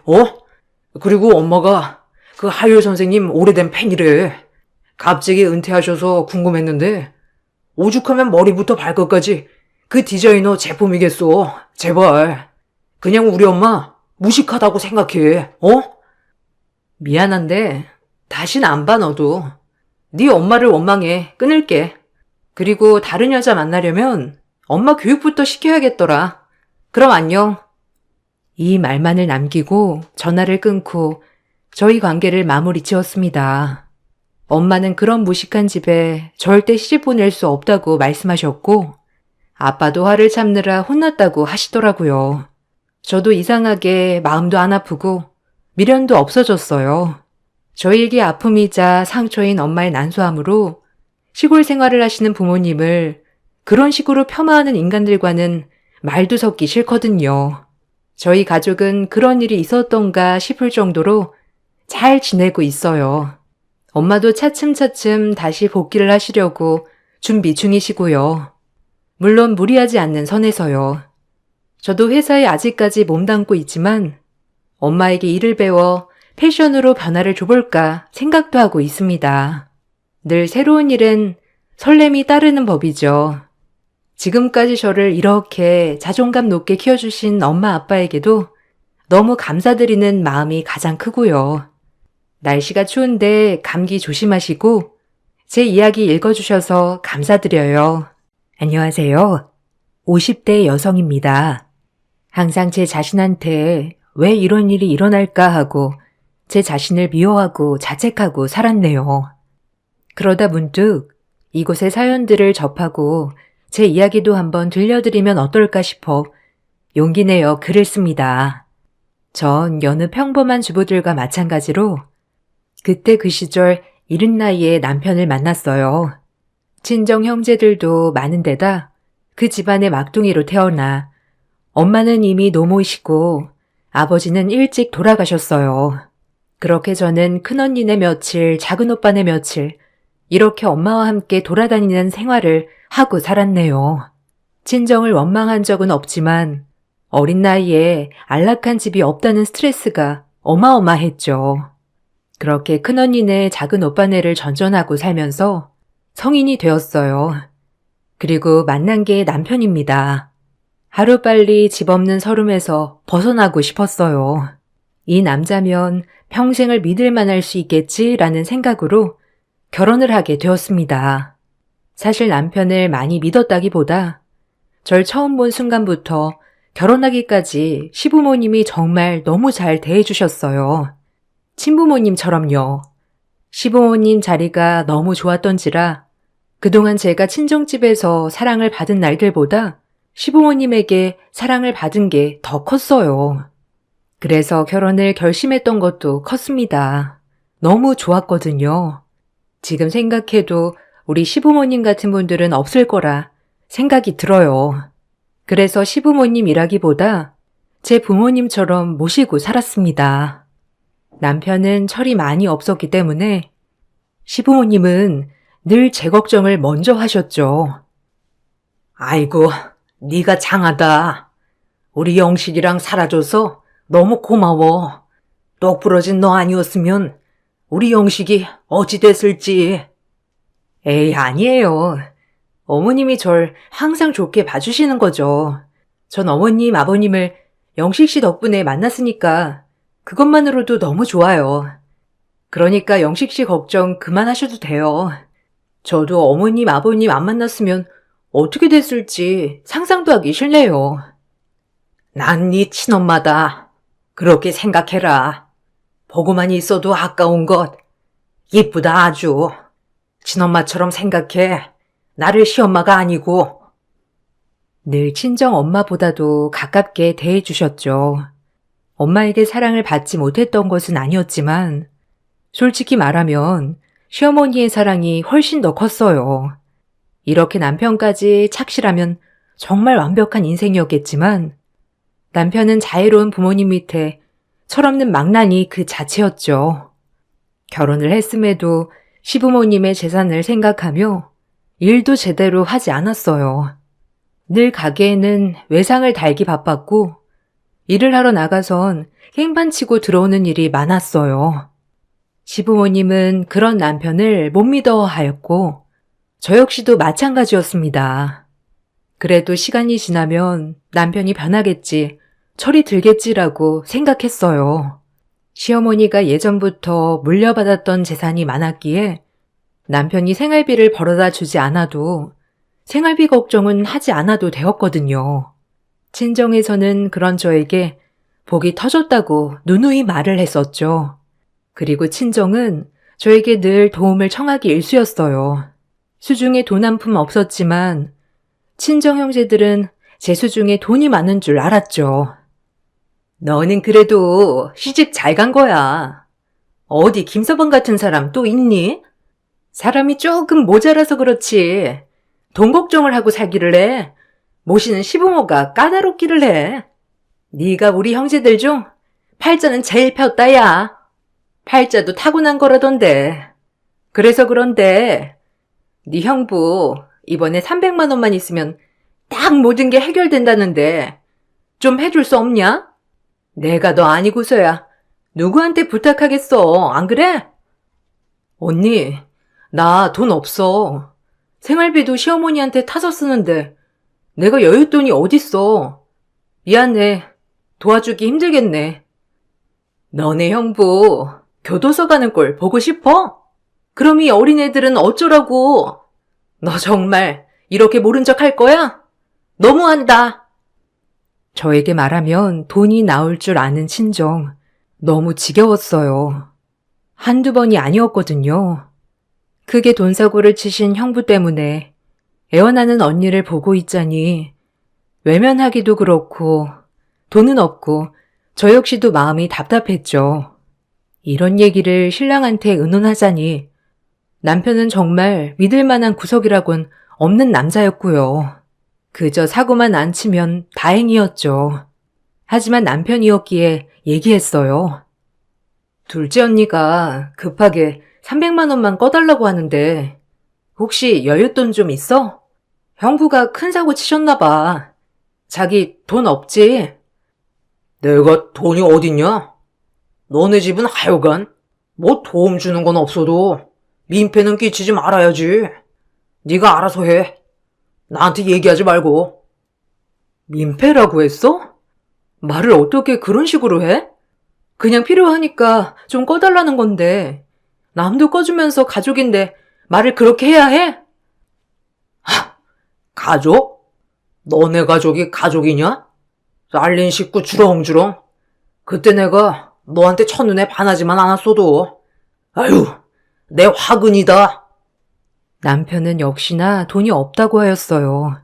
돈을 기대한 건 아니었고 그냥 내 마음의 위로나 바랬던 건데 역시나였습니다. 더 이상 대화를 하면 큰 싸움이 날 것 같아 중단했죠. 남편은 외동으로 자랐기에 더욱더 이해하지 못하는 것 같았어요. 하루하루 둘째 언니네 집이 걱정되어 저도 모르게 웃지도 않는 나날들이었어요.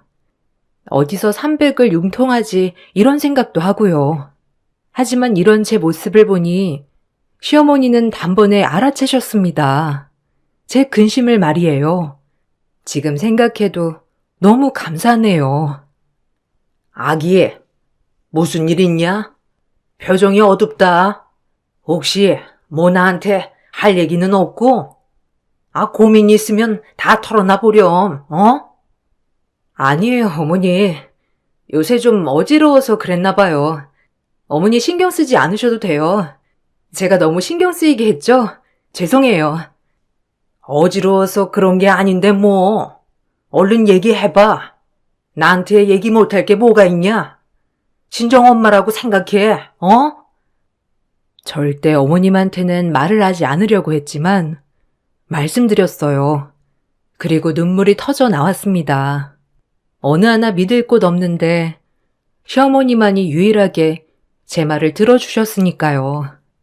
시어머니는 묵묵히 저를 안아주시곤 그 자리에서 300만 원을 흔쾌히 주셨어요. 전 그 돈을 받고 엉엉 울었네요. 어머님은 갚지 않아도 된다며 이런 일이 있으면 말해달라고 하셨어요. 저에게 가족이니까 어머님도 감사하다고 말이에요.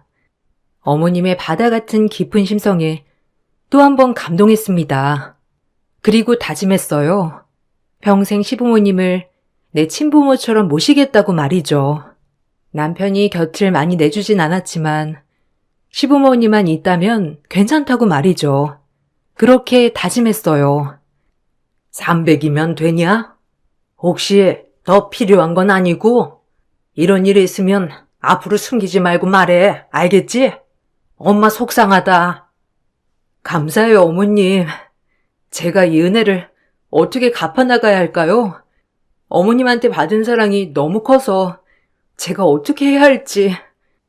이렇게 옆에 있어주는 것만으로도 됐어. 우리 영식이 옆에 네가 있어서 얼마나 다행인지 몰라. 아들 하나 있는 거라고 금이야 오기야 키웠더니 딱 지밖에 모르거든. 누가 저 꼴 보고 살겠냐? 안 그러냐? 그나마 네가 옆에 있어서 안심이 돼. 고맙다. 시어머니는 제 존재 자체를 고마워하시는 분이었습니다. 그렇게 어머니에게 고마운 마음으로 살아가고 있을 때 아버님이 갑작스러운 병환으로 쓰러지셨어요. 거동도 하실 수 없게 되었고 요양원으로 모시자니 제 마음이 찝찝하여 집으로 모시게 되었어요. 그리고 그때부터 제가 병간호를 시작하였고요. 어머님은 간병인을 모시자고 하였지만 아버님 어머님께 받은 사랑 조금이라도 보답해드리고 싶어 가시는 동안 제가 지극히 모시고 싶었네요.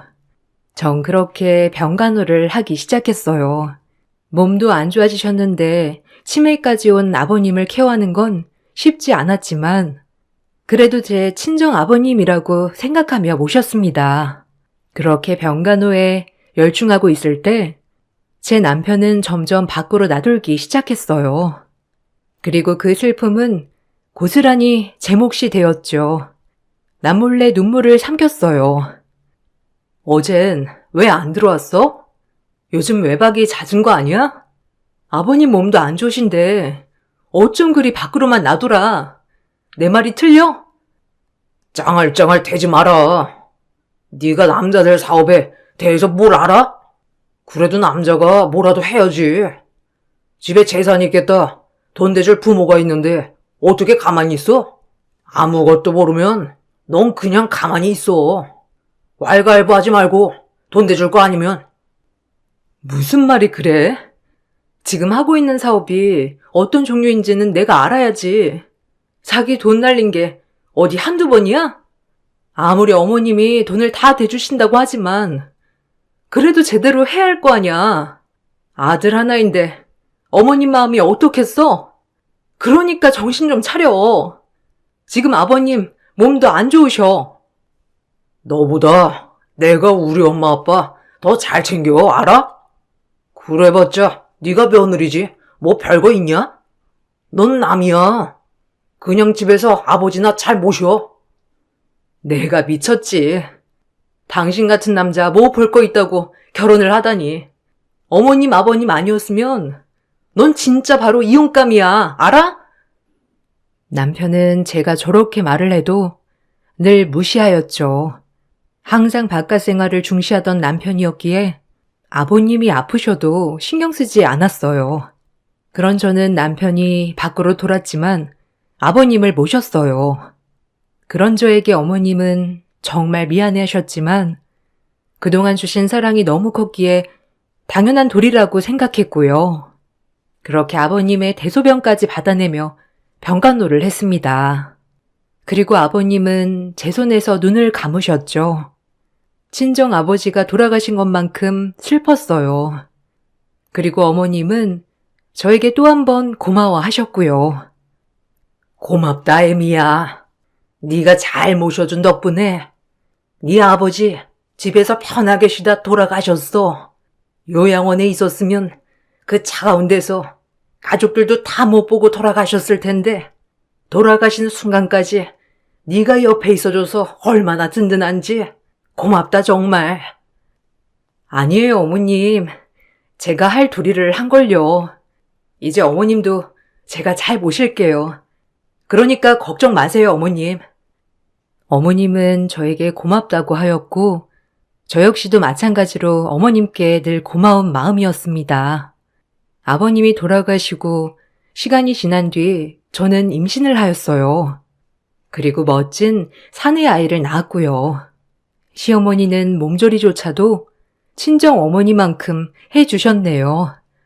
덕분에 아들을 낳고 산후조리는 확실하게 하였죠. 아이를 낳아 이제 남편이 조금 제정신을 차리나 싶었지만 역시나 아이가 있어도 남편은 밖으로 나돌았어요. 이젠 사업뿐만 아니라 여자도 만나는 것 같았어요. 매일 저녁엔 술 냄새에 와이셔츠에 여자 화장품을 묻혀놓은 일도 허다했죠. 시어머님 모시고 살면서 더 이상 큰 소리를 내면 안 될 것 같아 많이 참았지만 이젠 한 아이 아빠, 가장으로서 그렇게 살면 안 될 것 같았어요. 그래서 더욱더 다그쳤고 저희 그런 모습에 남편은 더 밖으로 돌았죠. 이 화장품 묻은 옷 뭐야? 하다하다 바람도 피우니? 아니 여자가 없을 수 없지. 그렇게 돈을 펑펑 써대고 다니는데 안 그래? 남자가 사업을 하다 보면 좀 여자도 만날 수 있는 거지. 집에서 노는 네가 뭘 알아? 네가 뭐 아는 게 있냐? 뭐? 지금 당신이 잘했다는 거야? 우리 이제 민철이도 있잖아. 당신 정말 정신 차려야 해.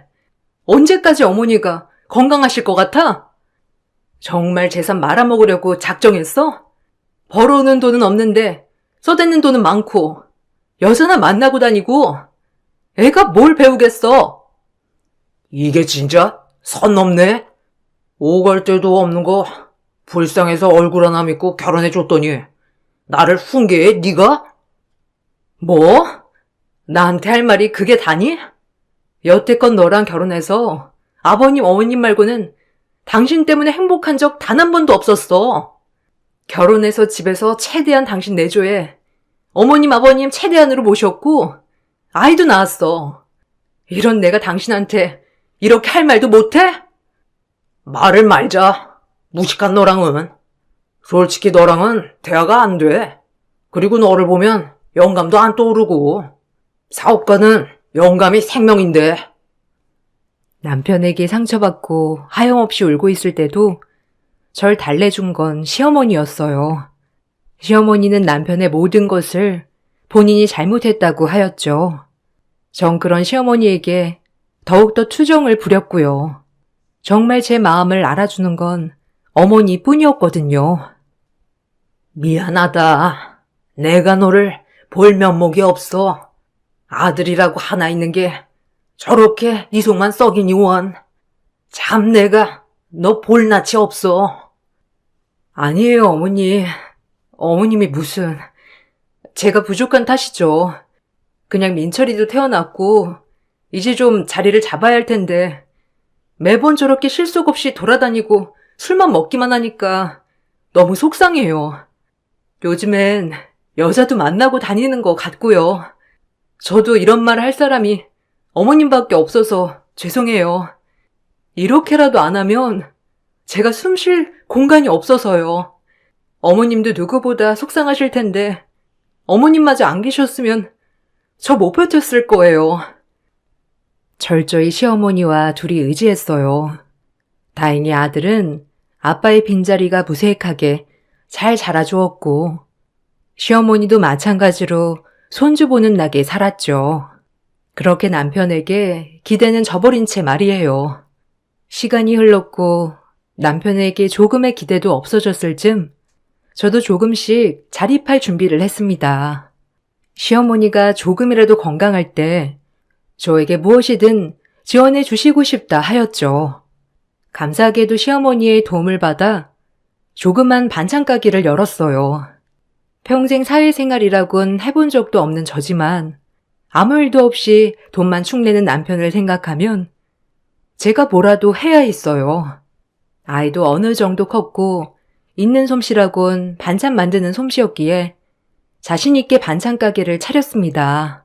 조그만 신도시 아파트 근처에서 열었던 반찬 가게였기 때문에 장사는 잘 되었어요. 주부들이 많이 왔기 때문이죠. 제가 장사를 시작하고 어느 정도 돈이 벌리기 시작하자 남편은 이젠 반찬 가게까지 찾아와 돈을 가져갔습니다. 20만 원만 주라.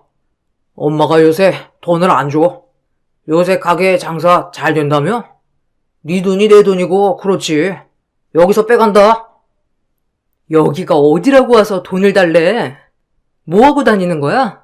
남편 노릇은 못하더라도 애 아빠 노릇은 해야 할 거 아니야. 안 그래도 오늘 민철이나 데리고 맛있는 거 사주려고 하는 거야. 오랜만에 아빠 노릇 하려고 하는데 왜 그러냐? 그리고 어차피 가게도 우리 엄마가 차려준 거 아니야. 그러니까 내 돈이지. 나 이제 외동 아들인 거 몰라? 네가 날 안 만났으면 어떻게 누리고 살 수나 있겠냐? 서방복은 없어도 돈복은 있다니까 하여간. 우리 엄마도 하여간 아들 뭐 하나 차려줄 생각은 안 하고 완전 남의 며느리한테 가게 하나 떡 차려주고 말이야. 네가 생각해도 너무 심하지 않아? 우리 엄마지만 성격 하여간 유벌나. 어머님이 오죽하면 그러시겠어? 민철이랑 밥 먹는다고 하니까 주는 거야. 20만 원 여기. 밥 먹고 영수증 가져와. 당신 못 믿는 거 알지? 그리고 오랜만에 어머님도 모시고 가고. 어머님 은근 당차 보이셔도 이젠 많이 늙으셨어. 알아? 한 번씩 제 속을 뒤집을 때마다 속이 부글부글 끓었지만 남편은 오늘 웬일인지 아이를 데리고 나가 밥을 먹는다고 돈을 달라고 하는 거였죠. 설마 아이 얘기까지 했는데 거짓말을 할까 싶어 돈을 주었어요. 그리고 그날 일이 끝나고 퇴근을 하려는데 남편 차에 어떤 한 여성이 타고 가는 모습을 보았어요. 어이가 없었죠. 이제 남편의 바람에는 면역이 들었다 싶었는데 막상 또 눈으로 보니까 가슴이 많이 아팠어요. 남편 사랑도 못 받는 박복한 팔자구나. 남들은 시댁 잘 만나서 하고 싶은 거 다 하고 사는 줄 알지만 속속들이 살펴보면 한평생 남편 사랑받지 못하는 제 자신을 보며 자책했네요. 내가 얼마나 못났으면 하고요. 아까 여자랑 가게 앞에 지나가던데 안 걸릴 줄 알았어? 진짜 지겹다 당신 봐라. 민철이 데리고 저녁 먹는다며? 아들을 팔아? 그냥 지나가는 바람 아니야. 진지한 관계야. 뭐 당신한테 말하려고 했는데 아직은 때가 아니라서 좀 기다렸어. 어차피 너랑 나랑 의무적으로 산 지 오래잖아. 안 그래? 그 여자랑 살고 싶어. 어차피 너 이제 가게도 하고 있고 민철이 데리고 충분히 살 수 있잖아. 진짜 뻔뻔하다. 바람은 당신이 펴놓고 나보고 지금 이 집에서 나가달라는 거야? 절대 그렇게는 못해. 민철이는 생각은 안 해? 쨍그랑 저의 그 말을 방 너머 듣고 계셨던 어머니께서 컵을 떨어뜨리는 소리가 났죠. 매번 다투기는 했어도 심각하게 이혼 얘기는 오가지 않았기에 어머님도 그러려니 하셨지만 실제로 이혼 얘기가 오가니 어머님도 놀라셨어요. 그리고 방에 들어오셨죠. 애비, 뭔 말이냐? 너 지금 민철 애미 보고 이 집 나가라고 하는 거야? 누구 마음대로? 네가 도대체 여기서 뭘 한 게 있어? 어? 애미 20대 초반 어린 나이에 시집 와서 나랑 네 아빠 모셔. 네 아빠 평수발 다 들고 이제서야 민철이 하나 잘 키워보겠다고 매일 반찬 냄새 맡아가며 뼈 빠지게 일하는데 네가 어떻게 애미한테 그런 말을 해? 내 배로 나왔지만 네가 사람이냐? 어? 아 엄마, 아들은 저예요. 그만하세요. 이제 아들도 행복하게 살고 싶다고요. 아들이 행복이 중요하지 않아요, 엄마? 뭐? 행복? 말이면 단 줄 알아? 그동안 하고 싶은 거 다 하고 살았잖아. 아니야? 근데 이제 와서 나보고 이 집을 나가달라고? 내 눈에 흙이 들어와도 안 된다. 이혼은 정신 차려 이 녀석아. 언제쯤 정신 차릴래? 어? 이제 이 아빠 돼가지고 아유. 어머님은 충격을 받으셨는지 그 자리에서 쓰러지셨어요. 남편과 저는 놀란 나머지 얼른 어머님을 모시고 병원으로 향했죠. 병원에서는 어머님 연세도 있고 하셔서 충격받아 쓰러지신 거라고 했어요. 어머님을 퇴원시켜 집으로 모신 뒤 이렇게 쓰러지게 한 게 제 잘못인 것 같아 하염없이 후회만 밀려왔습니다. 남편은 어머니가 쓰러지자 이때다 싶었는지 재산을 차지할 생각만 했어요. 어머님, 죄송해요. 제가 괜히 어머니한테 못 볼 꼴을 보여드려서 제가 참았어야 했는데 다 제 잘못이에요. 아니다. 내가 미안하다. 평생 이 집에 시집와서 몸 바쳐 시합의 병간호해. 나 모셔. 쉬운 일이 아니었을 텐데 내 욕심에 너를 붙잡아만 뒀어. 평생 철없는 남편이랑 사느라 속상했지? 내가 너한테는 미안하다는 말밖에 할 말이 없다. 아휴. 오히려 시어머니께서 저에게 미안하다며 우셨어요. 그리고 그렇게 어머님이 몸져 누운 시간이 길어질수록 남편은 점점 더 정신을 못 차렸습니다. 이젠 집에 그 상간녀도 들이기 시작했어요. 인근의 말에 들리기로는 민철 아빠가 요새 어느 외간 여자랑 그렇게 쏘다니고 건물도 보러 다니고 펜트하우스도 보러 다니는 둥 아주 신이 났다는 거였어요. 정말 인간 같지도 않았네요. 자기 엄마는 지금 몸져 누워있는데 연애에 사치에 하고 싶은 것을 다 하고 다니다뇨. 정말 괘씸했습니다. 평생 나에게 행복이란 걸 안겨주지도 않은 인간 같지도 않은 인간을 어찌해야 할까 고민만 하였죠. 하지만 아이에게 혼란을 가중시키고 싶지 않았기에 지금은 참았습니다. 하지만 남편은 제가 참는 거와는 무색하게 점점 도를 넘더군요. 대놓고 저에게 나가라는 뉘앙스를 풍기며 말이죠. 엄마 저렇게 됐는데 내가 너랑 살 이유가 있겠냐? 너 하나 끔찍이 여기시는 엄마인데 이제 엄마 돌아가시면 난 너랑 살 이유 없어. 알아? 엄마도 이제 곧 돌아가실 거고 너 살 길 알아서 나가 찾아. 설마 우리 집 재산 다 많은 건 아니지? 미친놈. 네가 인간이니? 너네 엄마 저렇게 몸져 누워있는 모습을 보고도 그렇게 돌아다니고 싶어? 그러고도 네가 민철이 아빠야? 민철이 핑계 좀 대지 마. 그 핑계 대서 어쨌든 이 집에서 한 자리 차지해보고 싶은 거 아니었어? 너 그거 하나 때문에 버틴 거잖아. 뭐 눈엔 뭐만 보인다더니 내가 너랑 똑같은 놈으로 보이니? 이 인간 말종아? 어머님만 아니면 너 내가 진짜 가만 안 뒀어. 남편과 대화를 하고 나면 제 마음은 칼날이 비수가 되어 꽂히는 것만 같았어요. 어쩜 저렇게 이기적인 인간인지 누워 계신 어머님이 불쌍했죠. 어머님은 그런 남편의 망나니 짓을 보면서 눈물만 훔칠 뿐이었어요. 자식복도 지질이 없는 어머님. 그리고 남편은 어머님이 슬퍼하시든지 말든지 그 상간녀와 붙어 다니면서 같이 살 집을 알아보았죠. 한순간에 불장난인 줄 알았던 그 바람이 우리 집의 대혼란을 야기할 줄 누가 알았겠어요. 정말 뻔뻔한 사람이었어요. 어머님은 모든 걸 아시고 더 이상 말씀도 없으셨습니다. 본인의 몸이 너무 노쇠해진 탓인지 예전의 기량도 안 나오셨거든요.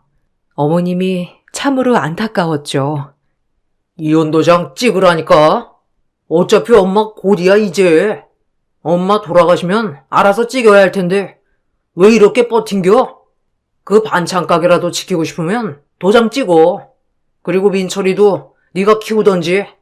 어차피 헐몸이어야 새 출발하기도 편하지. 뻔뻔하긴 짝이 없는 놈. 이혼은 내가 알아서 할 거야. 그러니까 네 입에서 뻔뻔하게 꺼내지 마. 평생 불륜남녀 소리 듣기 싫으면. 이젠 진짜 너랑 살 이유가 없다. 나도 내 행복 찾아야지. 우리 예쁜이랑 살 집도 알아봤어 이미. 넌 그냥 몸만 나가면 돼. 어차피 이 집에서 누렸던 것들 다 우리 엄마 덕에 누리고 산 거 아니야? 그러니까 그냥 몸만 나가. 내가 할 말은 이거야. 전하의 배은망덕한 놈. 한평생 언제 정신 차리려나 했는데 이젠 너한텐 기대도 없다. 아들 하나 있는 거라고 언제쯤 괜찮아질까? 이제는 좀 철들었나 기다린 세월만 한평생이다. 내가 죽어서도 애미한테 미안해서 어떻게 눈을 감어? 네가 사람이야? 아, 엄마는 빠져요. 남한테 왜 그래 도대체? 내가 엄마 자식이지. 얘가 엄마 딸이야? 내가 얘랑 살기 싫다고.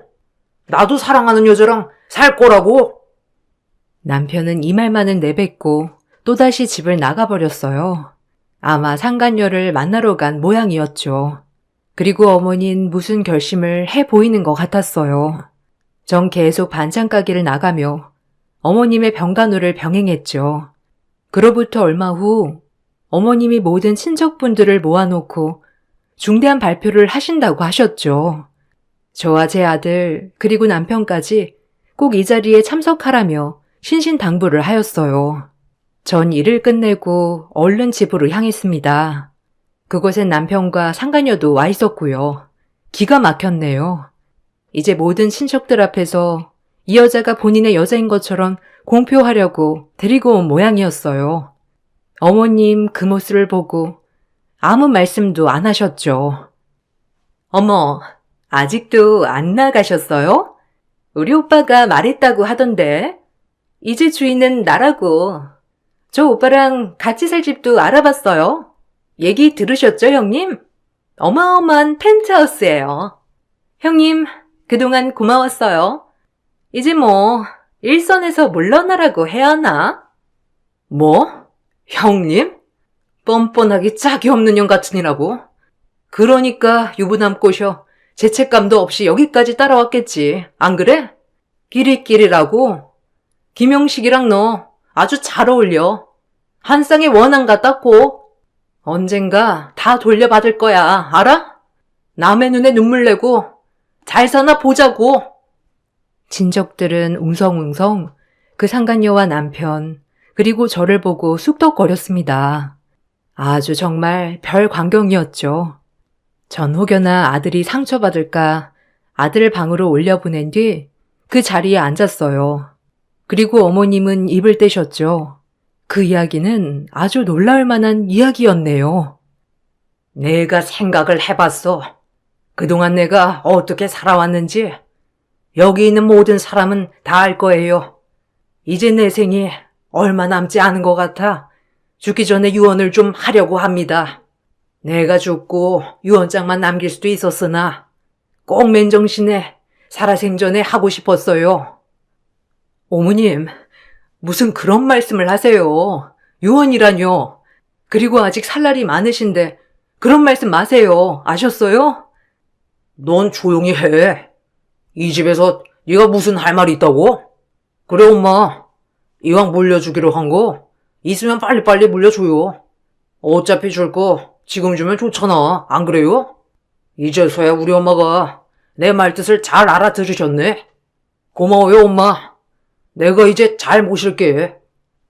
시어머니의 말이 떨어지기도 전에 넙죽 감사하다는 남편을 보며 착잡했습니다. 언젠가 이혼은 해야겠지만 정말 때가 다 된 것 같았거든요. 하나밖에 없는 아들, 이제라도 사랑하는 여자랑 같이 살게 하려고 하시나 보다 했어요. 어머님이 어떤 말씀을 하시던지 그냥 저는 받아들일 준비를 했습니다. 전 어머님의 사랑을 평생 받았으니 그걸로 되었다 싶었죠. 어머님이 무슨 말을 하더라도 겸허히 받아들일 준비를 하였어요. 그것이 어머님 마음을 편하게 할 수 있다면요. 넌 내가 빨리 죽기를 바라는구나. 아들 하나 있는 거라고 이렇게밖에 못 키운 다 내 불찰이다. 그저 오냐 오냐. 언젠간 철들겠지. 조금은 나아지겠지 한 게 벌써 51년이니. 다 내 죄가 커서 그렇다. 애미야, 미안했다. 그리고 내가 할 말은 건물 땅 할 거 없이 모든 현금 재산 70억을 우리 민철이랑 애미한테 물려줄 거다. 그리고 너랑 저 환양녀는 당장 나가. 이제 내 아들 아니야. 여기 있는 모든 사람들 다 들으세요. 김영식은 이제 내 아들 아닙니다. 오로지 내 자식은 며느리 이순이와 김민철이에요. 모든 재산은 민철이랑 애미한테로 갈 거고요. 이미 변호사 통해 공증을 다 받아놓은 상태예요. 그러니까 모두들 그렇게 알고 계세요. 시어머니의 말이 떨어지기 무섭게 친척들은 웅성웅성 난리가 났죠. 저조차도 어안이 벙벙했습니다. 남편에겐 한 푼도 물려주지 않는다고 말이에요. 그 말이 끝나기가 무섭게 상간녀는 남편에게 소리를 질러댔죠. 정말 우악스럽기 짝이 없었어요. 이게 뭔 소리야? 오빠, 재상 상속 다 오빠가 받는 거 아니었어? 내가 못 살아 정말. 그럼 땡전 한 푼 없는 그지였잖아. 그 말이 끝나고 남편의 뺨을 날리는 상간녀. 보고 있는데 어찌나 우습고 속이 시원하던지 악역들의 말로였죠. 남편은 길길이 날뛰기 시작했고 시어머니는 정말 눈 하나 깜짝하지 않았어요. 그리고 제 눈엔 감사의 눈물이 흘렀습니다. 아무것도 없는 며느리 예쁜 사랑으로 받아주시고 한평생 아들보다도 저를 더 위해주셨던 어머니. 정말 뭐라 말을 할 수가 없었습니다. 엄마, 제정신이야? 노막 난 거 아니야? 아니, 이거 정신감정 받아봐야 하는 거 아니냐고? 어떻게 생판남한테 재산을 줘? 난 속았어. 오빠한테 완전히 속았다고. 내 인생 책임져. 다음 달에 결혼할 거라고 다 말해놨는데 거지랑 어떻게 결혼을 해? 닥쳐라. 너 이제 내 자식도 아니야. 내가 죽든지 말든지 아주 내 재산 탕진할 생각이나 하고 다니고 그게 내 자식이라고 할 수 있어? 한평생 민철어미한테 봉양받고 살았다. 네 아비 마지막 하는 순간까지도 민철애미가 걷었어, 알아? 이 은혜도 모르는 놈, 나가 이제! 시어머니의 말에 남편은 집을 나갔습니다. 그리고 시어머니는 남편이 나가는 문을 한참 쳐다보다 저를 꼭 안아주셨네요. 네가 내 딸로 태어났어야 하는데 그래도 이렇게 꼭 옆에 있어줘서 고맙다, 아가야. 내가 해줄 건 이런 거밖에 없어. 아들 교육 잘못 시켜 평생을 마음 아파 지냈지? 내가 하느라고 했는데 혹시나 네 마음에 상처되지 않았을까 늘 걱정했다. 항상 고맙고 미안하다, 애미야. 그리고 우리 민철이 예쁘게 키워줘서 너무 고마워. 어머니의 사랑을 제일 받은 건 저예요. 제가 더 감사하죠, 어머니. 전 어머니 못 만났으면 이렇게 살지도 못했을 거예요. 그렇게 어머니와 뜨거운 포옹을 끝내고 전 다시 반찬 가게와 어머니의 병수발을 하며 지냈어요. 그리고 얼마 가지 않아 시어머니는 돌아가셨습니다. 역시나 제가 임종을 맞이했네요. 어머님은 마지막까지 제 걱정을 하시다 돌아가셨고요. 남편은 장례식장에 와서 많이 울긴 울더군요. 어머니가 돌아가시고 전 바로 남편에게 이혼 소송을 걸었습니다. 남편은 재산 때문에 절대 이혼을 못하겠다고 길길이 날뛰었지만 더 이상은 부부로 살고 싶지 않았기 때문이죠. 100% 남편 쪽 가실로 이혼을 하게 되었고 남편은 그야말로 닥쳤던 개가 되었네요. 모든 재산을 한 푼도 물려받지 못한 채 친척집을 전전한다고 말이죠. 하나 있는 아들도 평생 엄마 고생시킨 사람 보고 싶지 않다고 하고요. 그래도 애아빠이기도 하고 돌아가신 어머님을 생각해 작은 집 하나는 마련해 주었어요. 그리고 완전 인연을 끊었습니다. 전 하고 있던 반찬 가게가 더 잘 돼서 지금 3호점까지 오픈을 한 상태예요. 한평생 남편 사랑 받지 못하고 살았지만 평생을 시부모님 사랑에 행복했다고 생각해요. 그리고 지금은 제 일을 하며 자존감도 많이 회복한 상태이고요. 이 글을 쓰다 보니 돌아가신 어머님이 더욱더 그립네요. 이만 마치겠습니다. 긴 글 읽어주셔서 감사합니다.